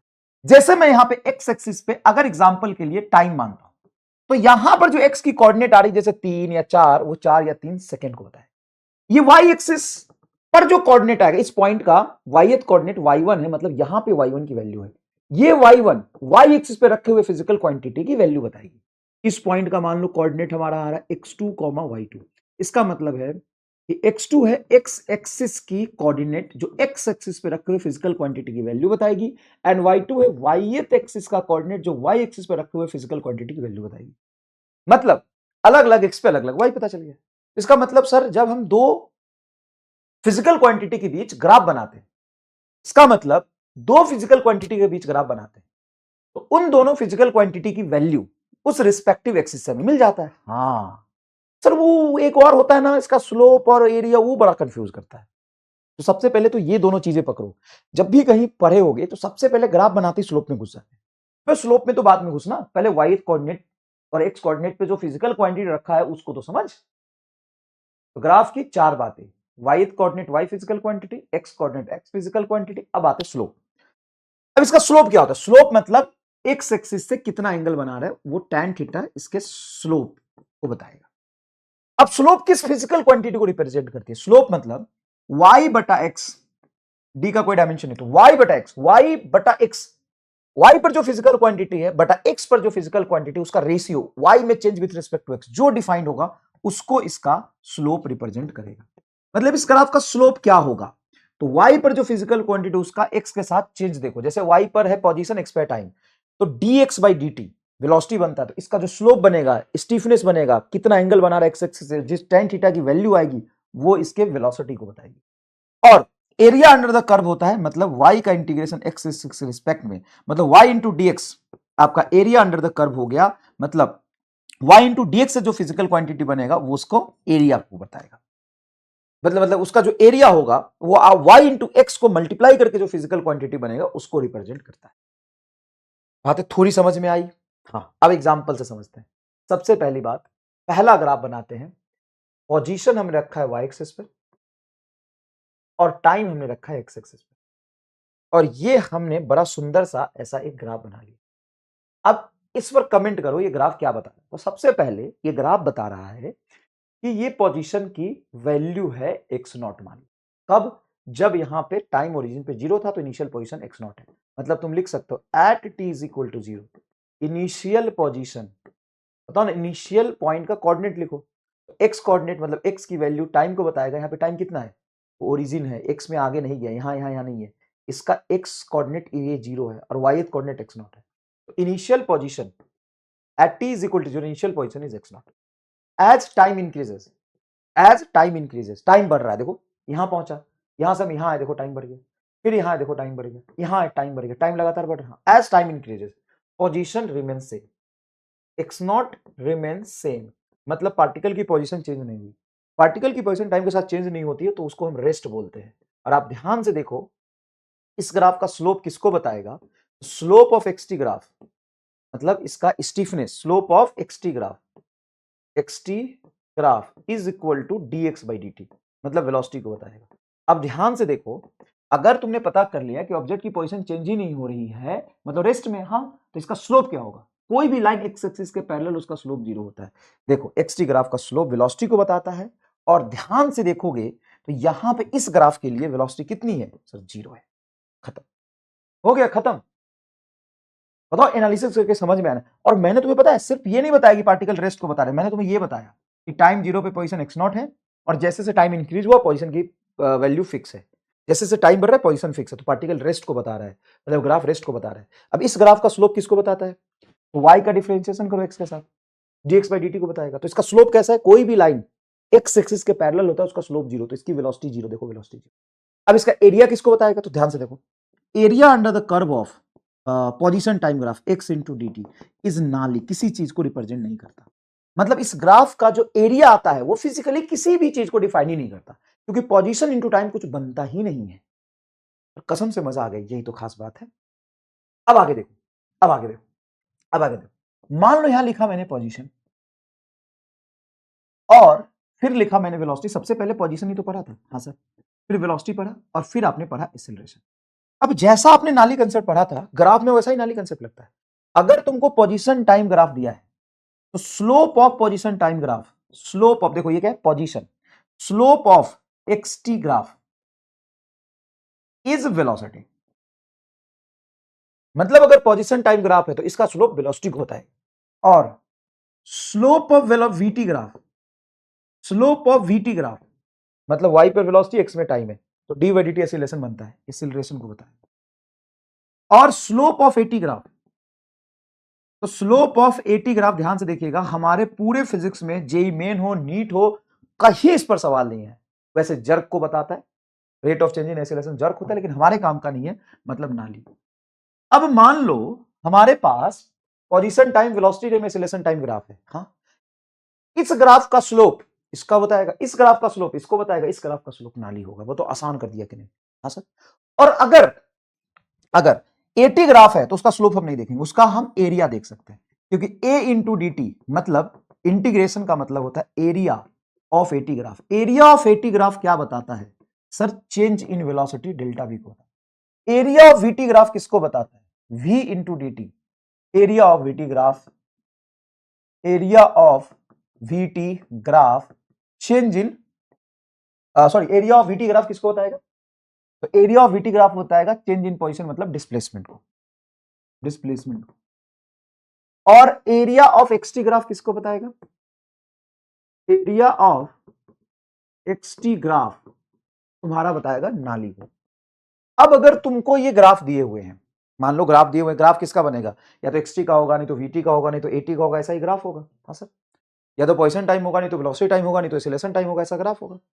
अब शांत मन से देखो कि अगर पोजीशन टाइम ग्राफ है, तुमको उसका स्लोप ही देखना है या एक्स वाई कोऑर्डिनेट देखना है, बाकी तुमको कुछ देखना ही नहीं है, क्योंकि इसका एरिया देखोगे नाली मिलेगा। तो इस बाउंड्री से पीछे जाना ही नहीं है भाई, यहां पे बैठे हो, ग्राफ है, इसका एरिया देखना ही नहीं है, इसका तो सिर्फ स्लोप देखना है या एक्स वाई कोऑर्डिनेट देखना है। अगर तुम यहां बैठे हो तो इसका स्लोप एक्सीलरेशन को बताएगा और एरिया डिस्प्लेसमेंट को बताएगा। तो वेलोसिटी टाइम ग्राफ सबसे ज्यादा यूजफुल है। अगर वीटी है तो ध्यान से देखना पड़ेगा कि वेलोसिटी टाइम ग्राफ का स्लोप एक्सीलरेशन को बता रहा है और एरिया डिस्प्लेसमेंट को बता रहा है। सबसे काम का और सबसे ज्यादा जो क्वेश्चन बन सकता है वीटी ग्राफ पे बन सकता है। अगर एटी ग्राफ है तो तुमको इसका एरिया ही देखना है, स्लोप देखना ही नहीं, या वाई कोऑर्डिनेट देखनी है। बता बता, मजा आ गया कि नहीं आ गया? तो भाई अगर पोजीशन टाइम ग्राफ है, अब बात तो क्वेश्चन फ्रेमिंग पे आते हैं, क्वेश्चन फ्रेमिंग पे आते हैं, है ना? किस पर आते हैं? क्वेश्चन फ्रेमिंग पर।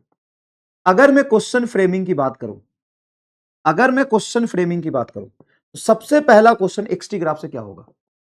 पहले एक्सटी ग्राफ की बात करते हैं। Question framing on x t graph, x t graph की बात करते हैं। आराम से पहले डिस्कशन करो ना, सवाल का सॉल्यूशन सीखना नहीं मकसद है, मकसद है फिजिक्स को, कंसेप्ट को अच्छे से फील करना। तो मुझे बताओ एक्सटी ग्राफ पे कैसा हो सकता है सवाल? तो सबसे पहले फाइंड वेलोसिटी, और कैसा? किसी टी टाइम पर फाइंड वेलोसिटी एट टी। बताओ क्या देखोगे? सर एक्सटी ग्राफ का स्लोप वेलोसिटी को बताता है, स्लोप एट टी देख लेंगे, वो वेलोसिटी को बता देगा। सिंपल सी बात है। अगर स्लोप कांस्टेंट है वेलोसिटी कांस्टेंट है, स्लोप बदल रहा तो वेलोसिटी बदल रहा है। बोलो। दूसरा, एवरेज वेलोसिटी भी तो पूछ सकता है। हाँ, तो एवरेज वेलोसिटी के लिए आप स्लोप नहीं देखना, क्यों? एवरेज वेलोसिटी होता है टोटल डिस्प्लेसमेंट बाय टाइम। अब टोटल डिस्प्लेसमेंट आपको वाई एक्सिस पर पोजीशन है तो वाई कोऑर्डिनेट में चेंज देखना पड़ेगा, चेंज इन पोजीशन देखना पड़ेगा, वाई कोऑर्डिनेट में चेंज देखना पड़ेगा बटा आपको टोटल टाइम। अब वेलोसिटी पूछेगा तो पोजीशन टाइम ग्राफ का स्लोप वेलोसिटी होता है, लेकिन अगर एवरेज वेलोसिटी पूछेगा तो आपको टोटल डिस्प्लेसमेंट एक्स कोऑर्डिनेट से निकालना पड़ेगा। ओहो, हाँ, अब बस इतना ही सवाल है। सर एसिलेशन पूछा तो वेरिएशन इन स्लोप देखो, वेरिएशन इन स्लोप। अब बताओ स्लोप किसको बताता है, एक्सटी ग्राफ का स्लोप। तो variation in slope of x t क्या हो जाएगा, variation in velocity, variation in velocity. एक बात बताओ, मैंने क्या लिखा है, मैंने लिखा है वेरिएशन इन स्लोप, मतलब स्लोप में चेंज, एक्सटी ग्राफ के स्लोप में कैसा चेंज हो रहा है। अब वेरिएशन स्लोप ऑफ एक्सटी क्या होता है, वेलोसिटी, मतलब variation of velocity, and variation of velocity क्या बता देगा, एक्सेलरेशन को। वेलोसिटी बदलेगी तभी तो एक्सेलरेशन आएगा। हो गया, इससे ज्यादा आज तक सवाल मतलब बने नहीं है, वो छोड़ो, बन ही नहीं सकते। अब वीटी पर अगर तुमसे बोले क्वेश्चन फ्रेमिंग ऑन वीटी, अब वीटी ग्राफ पे तू बता क्वेश्चन फ्रेमिंग कैसा बन सकता है, तू खुद ही बताओ बेटा, तू खुद बताओ ना, खुद बताओ कैसा क्वेश्चन फ्रेमिंग बन सकता है। फिर इसमें बताएं, वीटी ग्राफ में क्वेश्चन फ्रेमिंग ऐसा बन सकता है, तुमको वीटी ग्राफ देके और वेलोसिटी पूछ लेगा, तो वाई कोऑर्डिनेट देखना पड़ेगा रे, क्योंकि वाई कोऑर्डिनेट पे वेलोसिटी। हाँ, तो वीटी ग्राफ देख के डिस्टेंस पूछ सकता है, डिस्प्लेसमेंट पूछ सकता है, तो आप एरिया देखोगे, वीटी ग्राफ का एरिया डिस्प्लेसमेंट बताता है। फिर एक्सीलरेशन पूछ सकता है तो स्लोप देखोगे, हो गया। और एक्सीलरेशन टाइम ग्राफ अगर दिया है तो कैसा का सवाल बनेगा, तो चेंज इन वेलोसिटी का बनेगा या किसी पॉइंट पे एक्सीलरेशन का बनेगा। इसका हम स्लोप देख ही नहीं सकते, चेंज इन वेलोसिटी इसके एरिया से निकाल देंगे, खत्म खत्म। अब बताओ तुमको कैसा फील हो रहा है यहां पे कंसेप्ट को सीख के। होगी तो ग्राफ वाला पार्ट हमने पहले फिजिकल क्वांटिटी का रिलेशन इतने अच्छे से पढ़ा है कि ग्राफ वाला पार्ट तो बहुत आसानी से रिलेट हो गया। चलो, अब हमें सब कुछ पता है कि पोजीशन टाइम का एरिया क्या बताएगा, एक्सीलरेशन टाइम का एरिया क्या बताएगा, और उसी मेथड से पता है जो हम पहले पढ़ चुके हैं। मेरे लिए नया कुछ भी नहीं है, मेरे लिए नया कुछ भी नहीं है। मान लो ये मैंने ग्राफ बनाया कुछ, ठीक है भाई, ये ग्राफ बनाया। अब इस ग्राफ पे हमें मोशन के बारे में कमेंट करना है, सारा पोजीशन टाइम ग्राफ है, कोई दिक्कत नहीं है।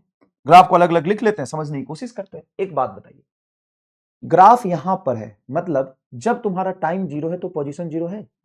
धीरे धीरे जैसे जैसे टाइम बढ़ता जा रहा है, देखो टाइम बढ़ता जा रहा है, टाइम बढ़ता जा रहा है, पोजीशन बढ़ता जा रहा है। Initial position at t is equal to zero is at t is equal to zero is zero, yes और नो। भाई एक्स जीरो, देखो ये पोजीशन बता रही है, टाइम बता रहा है, तो यहाँ पे इस टाइम पे पोजीशन कितनी, zero. As time increases, as t increases, then x also increases. हो गया, तो मुझे वाई कोऑर्डिनेट पे पोजीशन का वेरिएशन पता चल गया, जैसे टाइम बढ़ रहा है पोजीशन बढ़ रहा है, घट तो नहीं रहा। दूसरी बात, इसकी जो वेलोसिटी होगी क्या इस ग्राफ का स्लोप होगा। हाँ, अब मान लो कि यहाँ पे एंगल 30 डिग्री बनाना है, मान लो बना रहे हैं, तो इस ग्राफ का स्लोप कैसा तुमको दिख रहा है, सर पॉजिटिव। और क्या स्लोप आगे जाने पर चेंज हो रहा है, नहीं सर नहीं हो रहा है।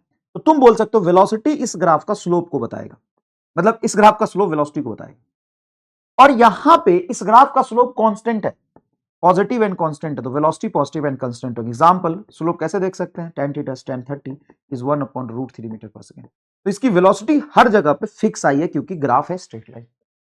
अब इससे ज्यादा कुछ बन ही नहीं सकता सवाल। नेक्स्ट देखिए, नेक्स्ट देखिए बेटा, यहां पर देखिए ये एक्स एक्सिस पे वाई एक्सिस पोजीशन, ये टाइम। अब बताओ क्या at t is equal to zero x is equal to x naught है, मान लो। बताओ इनिशियल पोजीशन जीरो है कि एक्स नॉट है, सर एक्स नॉट है। As t increases, as t increases क्या पोजीशन इज डिक्रीजिंग। देखो जैसे जैसे तुम टाइम आगे बढ़ाते जा रहे हो, हमेशा टाइम आगे ही बढ़ता है, पीछे नहीं जाता। तो इस टाइम पे देखो पोजीशन इतनी है, यहां पर आए तो देखो पोजीशन इतनी, यहां पर आए पोजीशन इतनी, मतलब इस टाइम पे ऑब्जेक्ट ओरिजिन पे आ गया है। और इस ग्राफ का स्लोप देखोगे तो ध्यान से देखो, स्लोप कैसा है, निगेटिव दिख रहा है, मतलब इसकी जो वेलोसिटी होगी वो निगेटिव होगी और कांस्टेंट भी होगी, निगेटिव में कांस्टेंट होगी क्योंकि स्लोप निगेटिव एंड कांस्टेंट है, स्ट्रेट लाइन इसलिए। यहां देखो क्या x is equal to zero, particle origin पे है, at t is equal to zero x is 0, as t increases x also increases and initially velocity is 0, initial velocity is 0। How, यहाँ पे straight line graph बनाओ, बताओ velocity 0 है कि नहीं। जैसे से टाइम बढ़ रहा है, जैसे से टाइम बढ़ रहा है, वेलोसिटी इसकी क्या बढ़ रही है, क्योंकि स्लोप बढ़ रहा है। हंसता हुआ ग्राफ है, देखो ये कैसा है ग्राफ है, हंसता हुआ ग्राफ का स्लोप क्या होता है, बढ़ता है। तो यहाँ पे स्लोप बढ़ रहा है मतलब वेलोसिटी बढ़ रहा है। इनिशियल वेलोसिटी तुम्हारा 0 है and velocity is increasing in positive. Sir positive कैसे, इस ग्राफ का स्लोप कैसा है देखो, यहां पर देखो टेंजेंट खींचो, देखो स्लोप पॉजिटिव है। टेंजेंट खींच के देखते हैं, टेंजेंट खींचेंगे, अगर टेंजेंट 90 से कम एंगल बना है तो स्लोप पॉजिटिव। इसलिए ग्राफ तुमको अच्छे से पढ़ाया था ना बेटा, इसी दिन के लिए ग्राफ तुमको अच्छे से पढ़ाया था। यहां देखो, ये मैंने ग्राफ बनाया। अब इस ग्राफ और इस ग्राफ में क्या फर्क है, यहां भी वेलोसिटी तुम्हारा पॉजिटिव में बढ़ रहा है,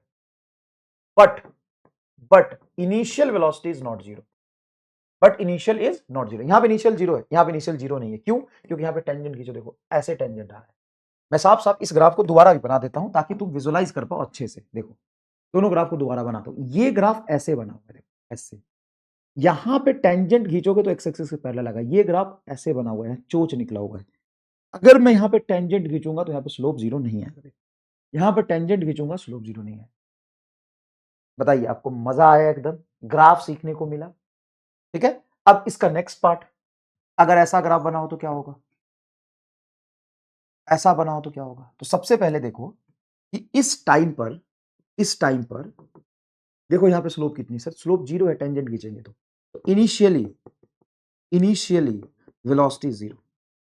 एज टाइम इंक्रीजेस, जैसे जैसे टाइम बढ़ रहा है, देखो हम आगे आ गए तो इसका स्लोप देखो बढ़ा, देखो पहले जीरो था फिर बढ़ा, लेकिन निगेटिव में बढ़ रहा है क्योंकि स्लोप निगेटिव है। Velocity is negative and magnitude increasing, velocity negative में है और मैग्नीट्यूड इंक्रीज। वेलोसिटी की जो वैल्यू बढ़ रही, क्योंकि इसका स्लोप देखो स्टीफनेस बढ़ रहा है, तो मैग्नीट्यूड बढ़ रहा है, खत्म हो गया।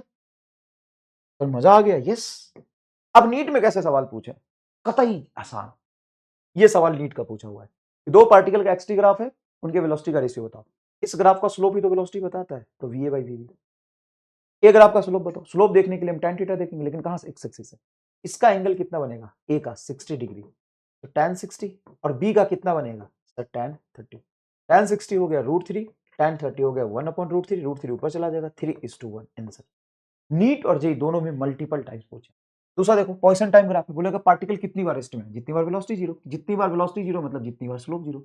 2 times particle comes to at rest, 2 times particle comes to at rest, comes to at rest, 2 times particle comes to at rest.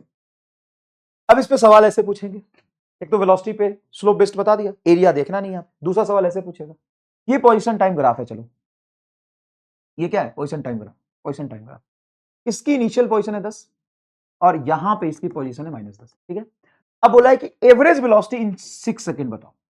तो 6 सेकंड पे एवरेज वेलोसिटी देखने के लिए आप स्लोप नहीं देखेंगे, क्योंकि एवरेज वेलोसिटी के लिए आप देखेंगे टोटल डिस्प्लेसमेंट, और टोटल डिस्प्लेसमेंट देखने के लिए मैं आप पे इस पर पूरा पीएचडी करा चुका हूं।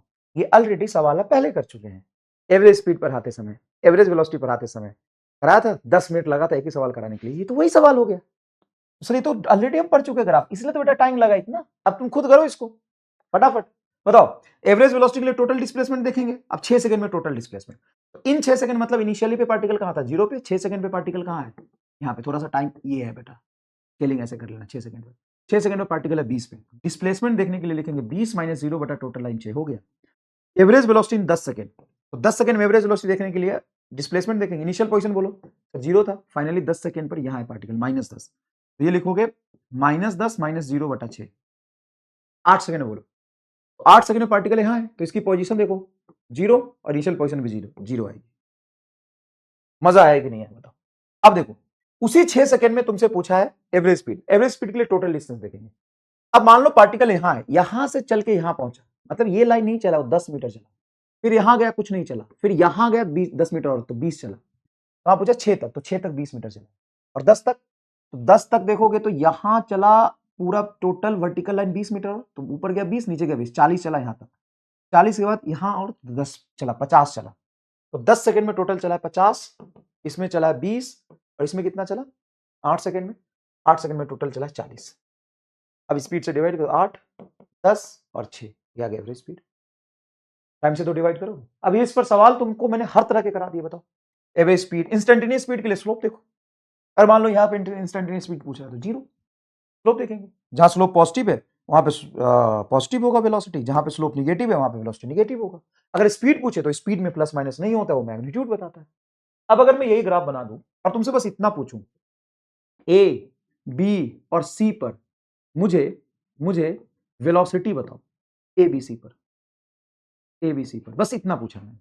तो एक्सटी ग्राफ का स्लोप ही तो वेलोसिटी बताता है, तो इसका स्लोप देखिए, तो स्लोप देख लेते हैं। हाँ, ये बताइए, यहां पर स्लोप देखने के लिए आप यहां पर टेंजेंट खींचेंगे, क्या टेंजेंट ऐसे जाएगा? ये टेंजेंट एक्स एक्सिस से कितना एंगल बना रहा है? सर 90 से कम। मतलब ए पर जो तुम्हारा वेलोसिटी है वो पॉजिटिव है। बी पर वेलोसिटी देखने के लिए आप यहां पे टेंजेंट खींचेंगे, बताइए टेंजेंट एक्स एक्सिस के पैरेलल जाएगा, मतलब यहां पे वेलोसिटी क्या है? 0। और सी पे वेलोसिटी देखने के लिए आप यहां पे टेंजेंट खींचेंगे, बताइए टेंजेंट क्या है? नेगेटिव। इससे ज्यादा नीट में आज तक पूछा ही नहीं। कहां पे वेलोसिटी पॉजिटिव होगा? जहां पे स्लोप पॉजिटिव है। कहां वेलोसिटी नेगेटिव होगा? जहां पे स्लोप नेगेटिव है।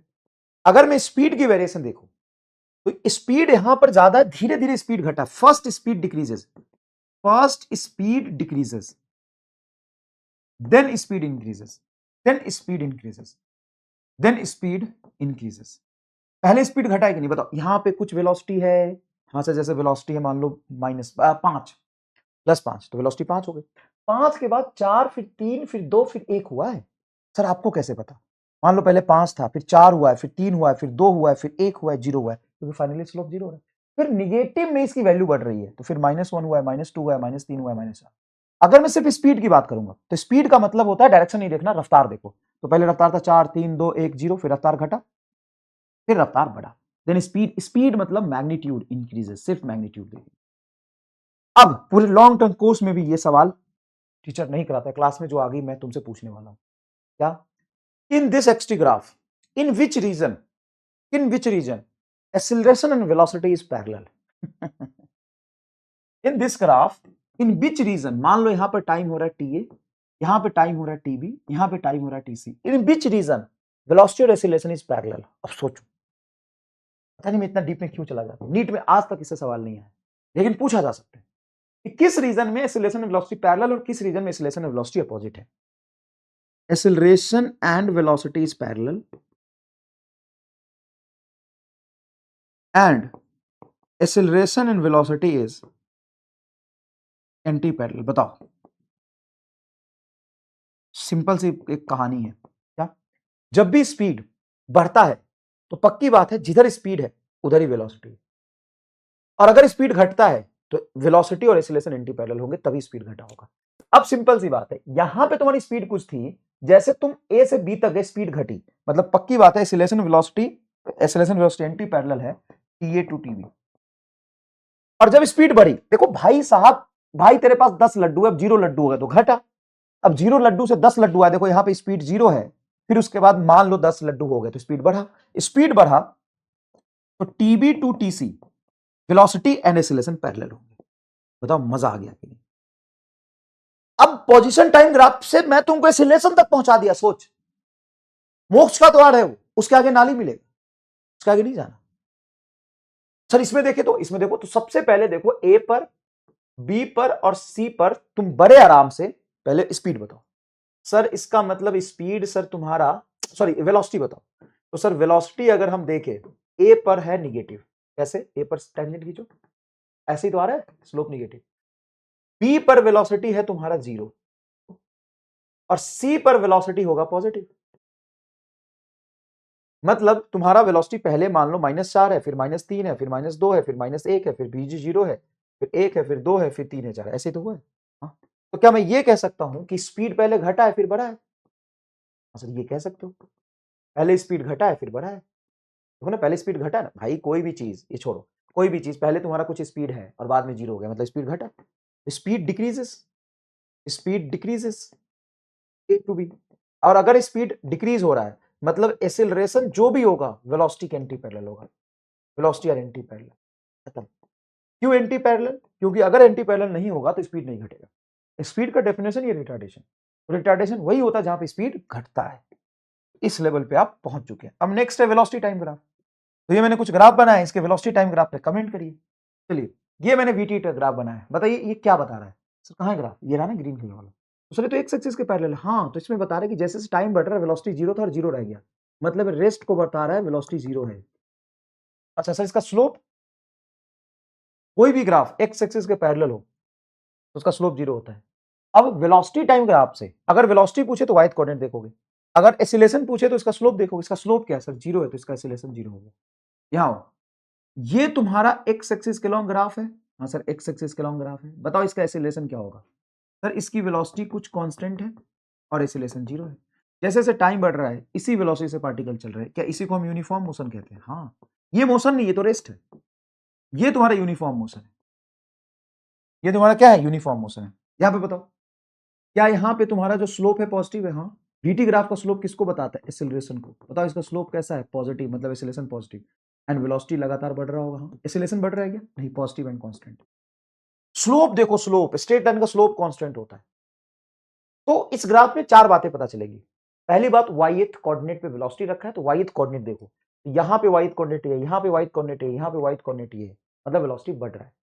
इसका एक्स कोऑर्डिनेट देखो तो टाइम को बताएगा, स्लोप एक्सीलरेशन को बताएगा। तो स्ट्रेट लाइन का स्लोप कैसा होता है? कांस्टेंट, तो इसका एक्सीलरेशन कांस्टेंट है और लगातार वेलोसिटी बढ़ रही है।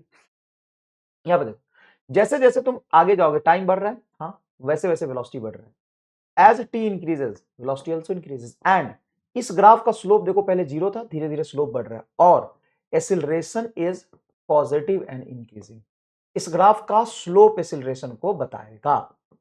ओके सर, बस इतना आपको देखना है। उसके बाद क्या देखना है? इसके एरिया पे बेस्ड सवाल। इसका एरिया किसको बताएगा? तो एरिया पे बेस्ड अभी बताता हूं आपको। बताओ सबसे ज्यादा इंपॉर्टेंट ग्राफ, ये सबसे ज्यादा क्वेश्चन किस ग्राफ पे बन सकता है? सबसे ज्यादा इंपॉर्टेंट ग्राफ और सबसे ज्यादा इंपॉर्टेंट कौन सा ग्राफ है जिससे सबसे ज्यादा सवाल बन सकता है? आप बोलेंगे सर नाली मेथड दिखाओ कहां था, और नाली मेथड ही सारा गेम खेल रहा है। अगर आपको पोजीशन टाइम ग्राफ पता है तो या तो पोजीशन के कोऑर्डिनेट पर या इसके स्लोप पर ग्राफ बनेगा, क्वेश्चन बनेगा। अगर वेलोसिटी टाइम का पता है तो या तो इसका कोऑर्डिनेट देखो, वाई एक्स कोऑर्डिनेट पर वेलोसिटी होगा, इसका स्लोप एक्सीलरेशन होगा और इसका एरिया डिस्प्लेसमेंट को बताएगा। बस। तो सबसे खतरनाक ग्राफ कौन होता है? वीटी। सबसे खतरनाक ग्राफ कौन होता है? वीटी। तो मान लो ये वीटी ग्राफ हमने बनाया, ऐसा हमने वीटी ग्राफ बनाया। ऊपर वाला जो एरिया है मान लो A1 है तो पॉजिटिव, और नीचे वाला एरिया आपका नेगेटिव हुआ क्योंकि वेलोसिटी नेगेटिव है। इस ग्राफ का जो एरिया होगा वो ऊपर वाला और नीचे वाला दोनों जोड़ दोगे तो डिस्टेंस को बताएगा, और सिर्फ ऊपर में एरिया है तो डिस्प्लेसमेंट पॉजिटिव, नीचे है तो नीचे वाले एरिया को घटा दो, ये डिस्प्लेसमेंट है। ये है तुम्हारा मेन कंसेप्ट। ये देखिए, इस पर सवाल देखिए, वाई एक्सिस पे वेलोसिटी, एक्स एक्सिस पे टाइम। आपसे बोला है डिस्प्लेसमेंट बताओ 8 सेकंड का, डिस्प्लेसमेंट इन 8 सेकंड। तो displacement in 8 second and distance in 8 second same आएगा क्या? आंसर सेम आएगा। क्यों आएगा सेम? क्योंकि डिस्टेंस और डिस्प्लेसमेंट दोनों सेम है, क्योंकि मैं 8 सेकंड तक पूछ रहा हूं ऊपर ऊपर कोऑर्डिनेट की बात। ट्रेपेजियम का एरिया डायरेक्ट आपको निकालना सीखा है, हाफ, हाइट बोलिए इसका 10 और सम ऑफ पैरेलल साइड कर दीजिए। बताइए यहां से यहां तक लेंथ कितना है? 8, और यहां से यहां तक का लेंथ कितना है? 2 से 6 गया 4, ये टोटल 4, और 0 से 8 तक ये 8, 8 प्लस 4, 8 प्लस 4, ये 10 को काटेंगे तो आएगा 5, 5 इंटू 8 4 12, 12 पचे 60 मीटर। खत्म। अगर आपसे पूछा है अब आगे डिस्प्लेसमेंट इन 10 सेकेंड, तो 10 सेकेंड तक देखने के लिए आप क्या करेंगे? ये एरिया निकालेंगे। अब ये एरिया A2 कितना होगा देख लो, ये बेस हाफ, 8 से 10 2, और ये हाइट आपका -10, तो ये 2 से 2 कट गया, -10 मीटर। तो आप बोलेंगे डिस्प्लेसमेंट देखने के लिए ये तुम्हारा +60 आया है, 60 में से 10 कटाओगे तो ये तुम्हारा हो जाएगा 50 मीटर। और अगर डिस्टेंस देखोगे इन 10 सेकेंड तो ये होगा 60 + 10 70। देख लेना यार, कैलकुलेशन तो सही करी है ना। अब तुम पूरा 12 सेकंड तक देखो, तो 12 सेकंड तक निकालने के लिए ये एरिया अलग से निकाल दो, क्योंकि ये तुम निकाल चुके थे, तो ये एरिया निकाल दो। ये एरिया होगा 10 से 12 2, और ये 20 होगा। टोटल डिस्टेंस अगर तुम देखोगे तो आएगा 20 + 10 + 60, ठीक है। और डिस्प्लेसमेंट देखोगे तो डिस्प्लेसमेंट होगा तुम्हारा displacement displacement displacement displacement displacement displacement displacement होगा तुम्हारा डिस्प्लेसमेंट होगा तुम्हारा डिस्प्लेसमेंट होगा हमारा नीचे वाला एरिया माइनस, तो 60 - 10 - 20। चलो जी लो जिंदगी, जियो जियो जिंदगी जियो रे राजा, जिंदगी जियो। अब आता है VX ग्राफ। क्या सर? अब अजीबो गरीब वाले ग्राफ की बात करते हैं। तो ठीक है, आपने 3 ग्राफ तो बता दिए, क्या 3 ही ग्राफ बनते हैं? VX ग्राफ भी बन सकता है। नीट में हालांकि सवाल इस पर नहीं आया है, लेकिन है बड़ा इंपॉर्टेंट। अब VX ग्राफ क्या होता है देखो, मान लो कोई ग्राफ मैंने बनाया, ये V और X है, तो इसका X कोऑर्डिनेट तो तुम्हारा बता देगा पोजीशन को, हाँ सर, और इसका Y कोऑर्डिनेट तो बता देगा वेलोसिटी को, हाँ सर, Y कोऑर्डिनेट वेलोसिटी को बताएगा।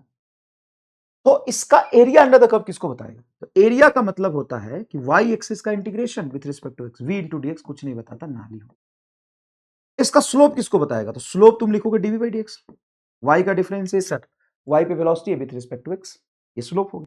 अब dv by dx क्या होता है? Change in velocity with respect to x। क्या ये किसी काम का है? हाँ। किस काम का है सर? देखो किस काम का बता दो। एक काम करो, दोनों तरफ v से मल्टीप्लाई कर दो, तो दोनों तरफ कर दो, इसको v से मल्टीप्लाई कर दो, यहां पे v से मल्टीप्लाई कर दो, ये पूरा टर्म बताओ क्या होगा? Sir v into dv by dx, ये तो सर एसिलेशन बन गया। हाँ, ये एसिलेशन बन गया, बराबर v इंटू स्लोप।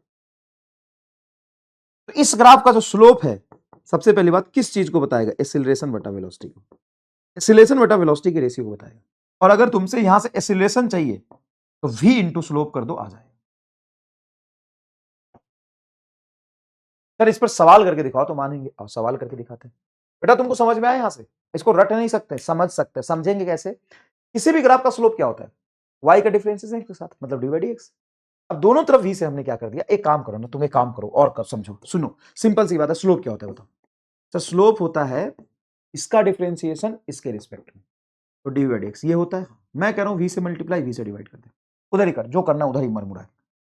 अब मुझे बताइए क्या है? सर ये एसिलेशन है, तो लिख दे एसिलेशन बटा वेलोसिटी बराबर स्लोप। अब तो आसान हो गया, एसिलेशन बराबर v इंटू स्लोप भी लिख सकते हैं।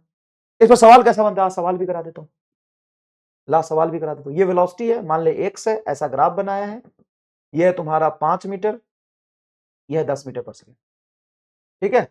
मुझे 2.5 सेकेंड पर एसिलेशन बता कितना हो, 2.5 मीटर पर एसिलेशन बता कितना होगा? एसिलेशन पूछा, acceleration at x is equal to 2.5 metre, इस पर मुझे एसिलेशन पूछा है। तो एसिलेशन क्या होता है बता?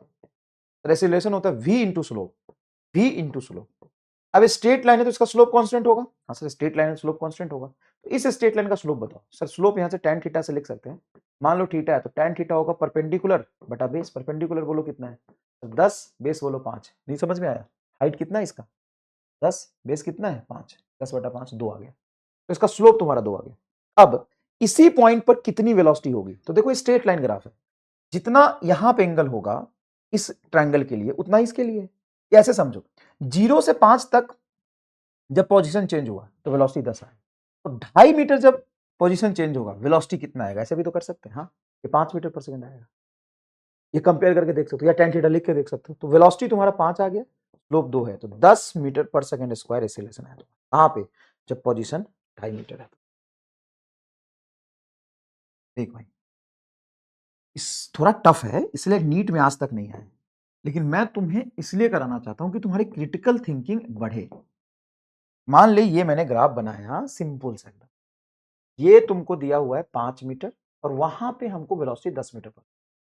अब ये तो ऑब्वियस सी बात है 0,0 है, तो इस ग्राफ का स्लोप कैसे लिखोगे? सर tan थीटा स्लोप को बताता है, ये परपेंडिकुलर बटा ये बेस, परपेंडिकुलर 10 बेस 5, देखो ना हाइट 10 ये बेस 5, तो क्या 2 आ गया? हाँ सर। अब तुमसे पूछा है कि फाइंड ए एट x बराबर 2.5 मीटर, तो जब x यहां पे 2.5 है तो इसका पूरे का ही आधा है कि नहीं? हाँ, तो y भी आधा होगा, 5 मीटर होगा। सर अगर ये 2 मीटर होता तो निकाल लेते y बराबर एक्स प्लस इक्वेशन लिख के, एसिलेशन आ जाएगा तुम्हारा v into d by d x. तो एट x बराबर 2.5, वेलोसिटी है तुम्हारा 5 और डी बाई डी एक्स है 2, मतलब 10 मीटर पर सेकंड स्क्वायर तुम्हारा एसिलरेशन आया है 2.5 मीटर। अब तो समझ में आ गया होगा गुरु? हाँ सर। सर ऐसे और भी अजीब ग्राफ बन सकते हैं कि हाँ, पूरी पीएचडी कराऊंगा अजीब ग्राफ पे पूरी पीएचडी कराऊंगा अजीब ग्राफ पे, ठीक है, अजीब ग्राफ पे पीएचडी कराऊंगा। लेकिन उससे पहले एटी ग्राफ समझ लें। एटी ग्राफ का स्लोप क्या बताता है? सर नाली पहले ही समझ चुके हम। स्लोप ऑफ एटी क्या बताता है? सर नाली। इसके बारे में सर बात ही नहीं करना, बात करोगे तो नाली में गिर जाओगे। एरिया क्या बताता है? तो इसका area, positive area negative area ध्यान से देखोगे तो ये चेंज इन वेलोसिटी बताता है। इस पर सबसे फेमस सवाल ये है, क्या एक मैंने एटी ग्राफ बनाया, देखिए ध्यान से, एटी ग्राफ बनाया, इस एटी ग्राफ का एरिया अंडर द कर्व बताओ क्या होगा? एरिया अंडर द कर्व इसका चेंज इन वेलोसिटी को बताता है। चेंज इन वेलोसिटी मतलब final velocity minus initial velocity बराबर एरिया। एरिया बताओ क्या है? ट्रायंगल है, तो हाफ बेस 2 हाइट 10 कट के आपका 10 है, तो ये चेंज इन वेलोसिटी आपका हो गया। अब इस पर सवाल तुमको देगा कि if initial velocity is 2.5 metre पर सेकंड और 2 मीटर पर second then find velocity at 2 second. तो जहां तक तुमको टाइम दे रहा है वहीं तक आपको एरिया देखना है। इनिशियल देखो, इसका ग्राफ का एरिया वेलोसिटी को नहीं बताता, ये याद रखना। कई बार बच्चे गलती करते हैं, area of a t graph is velocity, नहीं, area of a t graph is not velocity, area of a t graph is not velocity. सुनिएगा, area of a t graph is not velocity, area of a t graph is change in velocity. अगर तुमसे final velocity पूछ रहा है तो initial velocity रख दो, बताओ इनिशियल वेलोसिटी कितना है, 2, 2 रख दो बराबर 10, ये उधर चला जाएगा तो फाइनल वेलोसिटी आएगा 2 और 10 12 मीटर पर सेकेंड। क्लियर है बेटा? बोलो क्लियर है एकदम? हाँ सर क्लियर हो मास्टर। अच्छा मैं मान लो कि एक ग्राफ बना हुआ ऐसे और तुमको बता दूं कि if u is 0, initial velocity क्या है 0। अब एटी ग्राफ मैंने ये बनाया, एटी ग्राफ मैंने ये बनाया, ये बनाया, यहां पे टाइम हो रहा है t1, यहां पे टाइम हो रहा है t2, यहां पे टाइम हो रहा है t3, यहां पे टाइम हो रहा है t4, यहां पे टाइम हो रहा है t5, या t5 ये छोड़ो, ये t5 है, छोड़ो t5। ये मैंने एटी ग्राफ बनाया, इनिशियल वेलोसिटी मेरा t इज इक्वल टू 0 पे 0 था। सर वो नहीं, ये एटी ग्राफ है, एटी ग्राफ से आपको देख के ये नहीं पता चलेगा, इंफॉर्मेशन दिया हो कि u is 0 at t is equal to 0, then velocity is maximum at, then velocity is maximum at, velocity कहां पे मैक्सिमम, पहला ऑप्शन है t1 पे, दूसरा ऑप्शन है t3 पे, तीसरा ऑप्शन है t4 पे, और चौथा ऑप्शन है t5 पे। तो बताइए वेलोसिटी मैक्सिमम कहां है? अब एक बार स्क्रीन पॉज करके और आराम से सोच के बताइए कि किस पॉइंट पे आपकी वेलोसिटी मैक्सिमम होगी, t1 पे, t3 पे, t4 पे कि t5 पे, कहां पे वेलोसिटी मैक्सिमम? स्क्रीन पॉज करके सोच के बताइए। सर इसकी वेलोसिटी मैक्सिमम आएगी t3 पे। कितने लोगों ने जवाब दिया? ये आपका एमआर स्कैम। अगर आपने t3 जवाब दिया है तो आप स्कैम में फंस चुके हैं, आप एक कलम माइनस करिए। अगर आपने जवाब दिया t4 तो आप सही है। तो t4 पे तो 0 है सर जी, मैक्सिमम कैसे होगा? सोचो सोचो सोचो सोचो। अगर आप t3 सोच रहे थे तो आप स्कैम में फंस चुके, गलत कर लीजिए। और अगर आप t4 सोच रहे थे तो आप +1 कर लीजिए और कमेंट में बताइए कि किसका स्कैम, कौन स्कैम में फंसा, कौन नहीं फंसा। स्लाइड 33 पे कौन फंसा कौन नहीं फंसा कमेंट करके बताइए। सुनिए ध्यान से, एक्चुअल में P3 पे बिल्कुल मैक्सिमम है। क्या सर? ये देखो ना, P का है, क्या मैक्सिमम है? y कोऑर्डिनेट, मतलब A is maximum, acceleration is maximum at T3। एकदम सही बात पकड़े, एक्सीलरेशन T3 पे मैक्सिमम है, बट वेलोसिटी पूछोगे तो वेलोसिटी तो इसका एरिया बताएगा। अब जिस पॉइंट तक पॉजिटिव एरिया आपका मैक्सिमम है वहां तक वेलोसिटी मैक्सिमम होगा। बताओ चेंज इन वेलोसिटी बराबर एरिया, और चेंज इन वेलोसिटी होता है फाइनल वेलोसिटी माइनस इनिशियल, तो 0 था बराबर एरिया। अब फाइनल वेलोसिटी क्या प्रोपोर्शनल टू एरिया आएगा? अब मान लो यहां से तुम यहां तक देख रहे हो, मान लो एरिया आया A1 प्लस आएगा, ये एरिया आया A2 प्लस आएगा, ये आया एरिया A3 प्लस आएगा, ये एरिया आया A4 प्लस आएगा, इसके बाद एरिया यहां से निगेटिव जा रहा है। तो जैसे तुम यहां से यहां गए तो पॉजिटिव एरिया बढ़ा, आगे गए पॉजिटिव एरिया बढ़ा, पॉजिटिव एरिया बढ़ा, पॉजिटिव एरिया बढ़ा, यहां से एरिया निगेटिव हो रहा है, मतलब वेलोसिटी मैक्सिमम कहां पे होगा? T4 पे। उसके बाद एरिया निगेटिव, मतलब एरिया कम, तो चेंज इन वेलोसिटी का। वेलोसिटी मैक्सिमम कहां पे होगा? T4 पे। मजा आया कि नहीं बताइए? मजाक लो मास्टर। नेक्स्ट, ए एक्स ग्राफ अगर है तो इसका एरिया क्या बताएगा? साहब इसका स्लोप पहले क्या बताएगा? देखो, तो सर स्लोप तो पूछो ही मत, अगर आप स्लोप बोलोगे तो हम नाली में गिर जाएंगे। एसिलेशन का स्लोप किसी काम का नहीं होता। हाँ, इसका एरिया काम का होगा। एरिया क्या होगा सर? ए इंटू डी एक्स, ये एरिया आएगा इस ग्राफ का। ये सर नो, ए इंटू डी एक्स। तो कैसे?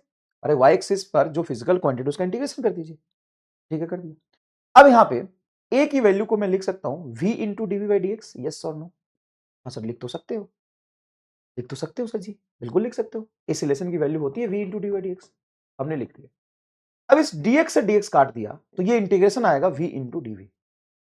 अब इसका इंटीग्रेट करो, ये इनिशियल वेलोसिटी, ये फाइनल वेलोसिटी, तो v का इंटीग्रेशन हो जाएगा v स्क्वायर बाई 2, लिमिट रखेंगे इनिशियल से फाइनल, तो ये आएगा v फाइनल का स्क्वायर माइनस v इनिशियल का स्क्वायर बाई 2। मतलब एरिया ऑफ एक्स ग्राफ इस चीज को बताता है। कमेंट कर देना बेटा स्लाइड नंबर 34 पे। अगर तुमने बड़े बड़े बैचेज में भी पढ़े ना, लॉन्ग टर्म बैचेज में, उसमें भी इतना डीप में नहीं बताते हैं, इतना अंदर तक घुस के जितना मैंने तुमको बताया है।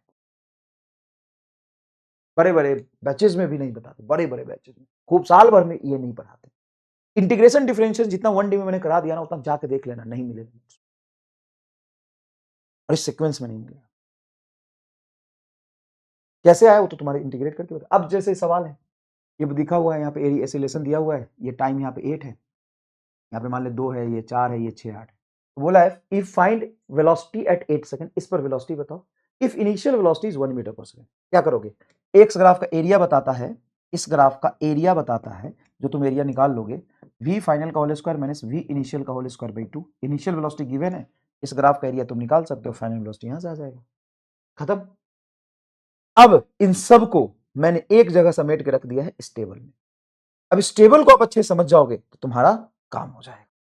तो इस टेबल को समझा दीजिए, एक बार समझा देते हैं। मान लो कि मैंने ग्राफ बनाया, position time, velocity time, velocity position, v square x, acceleration time और एक्सीलरेशन पोजीशन, ये मैंने टेबल में लिख दिया, ठीक है। अब इस ग्राफ से, मतलब इस ग्राफ से क्या, हर ग्राफ से 4 बातें पता चलती है। क्या क्या पता चलती है? सबसे पहले वाई कोऑर्डिनेट की जरूरत पड़ेगी, तो वाई एक्सिस पे जो फिजिकल क्वांटिटी रखा है वही वाई कोऑर्डिनेट को बताएगा। जैसे मैं वाई कंपोनेंट की बात करूं, वाई कोऑर्डिनेट की बात करूं, तो इसमें वेलोसिटी टाइम ग्राफ है, तो इसका वाई कोऑर्डिनेट वेलोसिटी को बताएगा, एक्स कोऑर्डिनेट टाइम को बताएगा। वेलोसिटी पोजीशन में वाई कोऑर्डिनेट वेलोसिटी को बताएगा, एक्स कोऑर्डिनेट पोजीशन को बताएगा। वी स्क्वायर एक्स में वाई कोऑर्डिनेट वेलोसिटी के होल स्क्वायर को बताएगा, ये पोजीशन को बताएगा। एक्सीलरेशन टाइम में वाई कोऑर्डिनेट की वैल्यू एक्सीलरेशन को बताएगा। 80 ग्राफ है, मान ले जैसे 80 ग्राफ, तो इसमें इस टाइम पे ये एक्सीलरेशन है, वाई कोऑर्डिनेट ही एक्सीलरेशन को बताएगा और एक्स कंपोनेंट टाइम को बताएगा। तुम्हारा एक्सीलरेशन पोजीशन है तो ये एक्सीलरेशन और ये पोजीशन को बताएगा। उसके बाद एक्सीलरेशन टाइम और एक्सीलरेशन पोजीशन हो, उसका स्लोप तो नाली बताएगा, ठीक है। पोजीशन टाइम का एरिया नाली बताएगा, पहले काट दिया हमने। हाँ, एक्सटी ग्राफ मतलब पोजीशन टाइम ग्राफ का स्लोप किसको बताता है? वेलोसिटी को। वेलोसिटी टाइम ग्राफ का स्लोप किसको बताता है? सर वेलोसिटी टाइम ग्राफ का स्लोप एक्सीलरेशन को बताता है और एरिया डिस्प्लेसमेंट को बताता है। वेलोसिटी पोजीशन ग्राफ का स्लोप एक्सीलरेशन बाई वेलोसिटी को बताया था क्या? एरिया किसी चीज को नहीं बताता। V square x graph, velocity position, v square x graph. अब चलो एक्सीलरेशन टाइम ग्राफ का ये चेंज इन वेलोसिटी बता देगा और एक्सीलरेशन पोजीशन ग्राफ का एरिया बता देगा v square minus u square by 2। मैंने फिल कर दिया। हाँ, अब वी स्क्वायर एक्स ग्राफ बच गया है। ये ग्राफ थोड़ी ना होता है।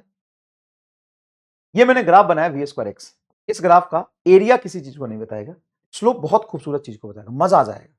स्लोप निकालो इसका, स्लोप निकालो इसका, तो इसका स्लोप होगा वाई एक्सिस पर क्या है? वी स्क्वायर, उसका डिफरेंशिएशन एक्स के साथ। अब देखो डीवी स्क्वायर बाई डीएक्स का डिफरेंशिएशन करोगे तो ऊपर वी है नीचे एक्स है, तो एक काम करो डीवी से मल्टीप्लाई डीवी से डिवाइड कर दो, डीवी को आगे लाओ तो डीवी स्क्वायर बाई डीवी बचेगा। हाँ, इधर बच जाएगा तेरा डीवी बाई डीएक्स। अब बताओ वी स्क्वायर का डिफरेंशिएशन वी के साथ, sir 2v into d v by d x. अब मुझे बताओ v into d by d x क्या होता है? Sir acceleration, 2 times acceleration. Sir जैसे vt ग्राफ का स्लोप एक्सीलरेशन को बताता है, vt ग्राफ का स्लोप एक्सीलरेशन को बताता है, sir v square x graph का एक्सीलरेशन 2 टाइम्स ऑफ एक्सीलरेशन को बताता है। हाँ, अगर मान लो उसका स्लोप आ रहा है कुछ 5, तो 5 बराबर 2a होगा, एक्सीलरेशन बराबर होगा स्लोप बाई 2। इस ग्राफ का स्लोप 2 टाइम्स ऑफ एक्सीलरेशन को बताता है। कितने लोगों ने पहली बार पढ़ी है? कमेंट करके जरूर बताएंगे। और देखो कितना सिंपल और लॉजिकल है, कितना सिंपल और लॉजिकल है। ये आपको मैंने बहुत अच्छे से रेट करके दिखाया है और पढ़ाया। ये टेबल सब लोग आराम से बनाएंगे, कोई खास बात नहीं है, ध्यान से आप इसको बनाइएगा, ठीक है। चलिए, तो आज की लेक्चर यहीं पे खत्म करते हैं। रिलेटिव मोशन हम लोग मोशन इन प्लेन में एक ही साथ पढ़ लेंगे, क्योंकि उसमें भी रिलेटिव मोशन पढ़ना है, तो स्ट्रेट लाइन और प्लेन का एक साथ मैं आपको बता दूंगा, कोई खास बात नहीं। Thank you so much. 1D हमारा कंप्लीट हो गया। रिलेटिव मोशन एक छोटा सा टॉपिक है, वो हम कल कवर कर लेंगे। Thank you so much.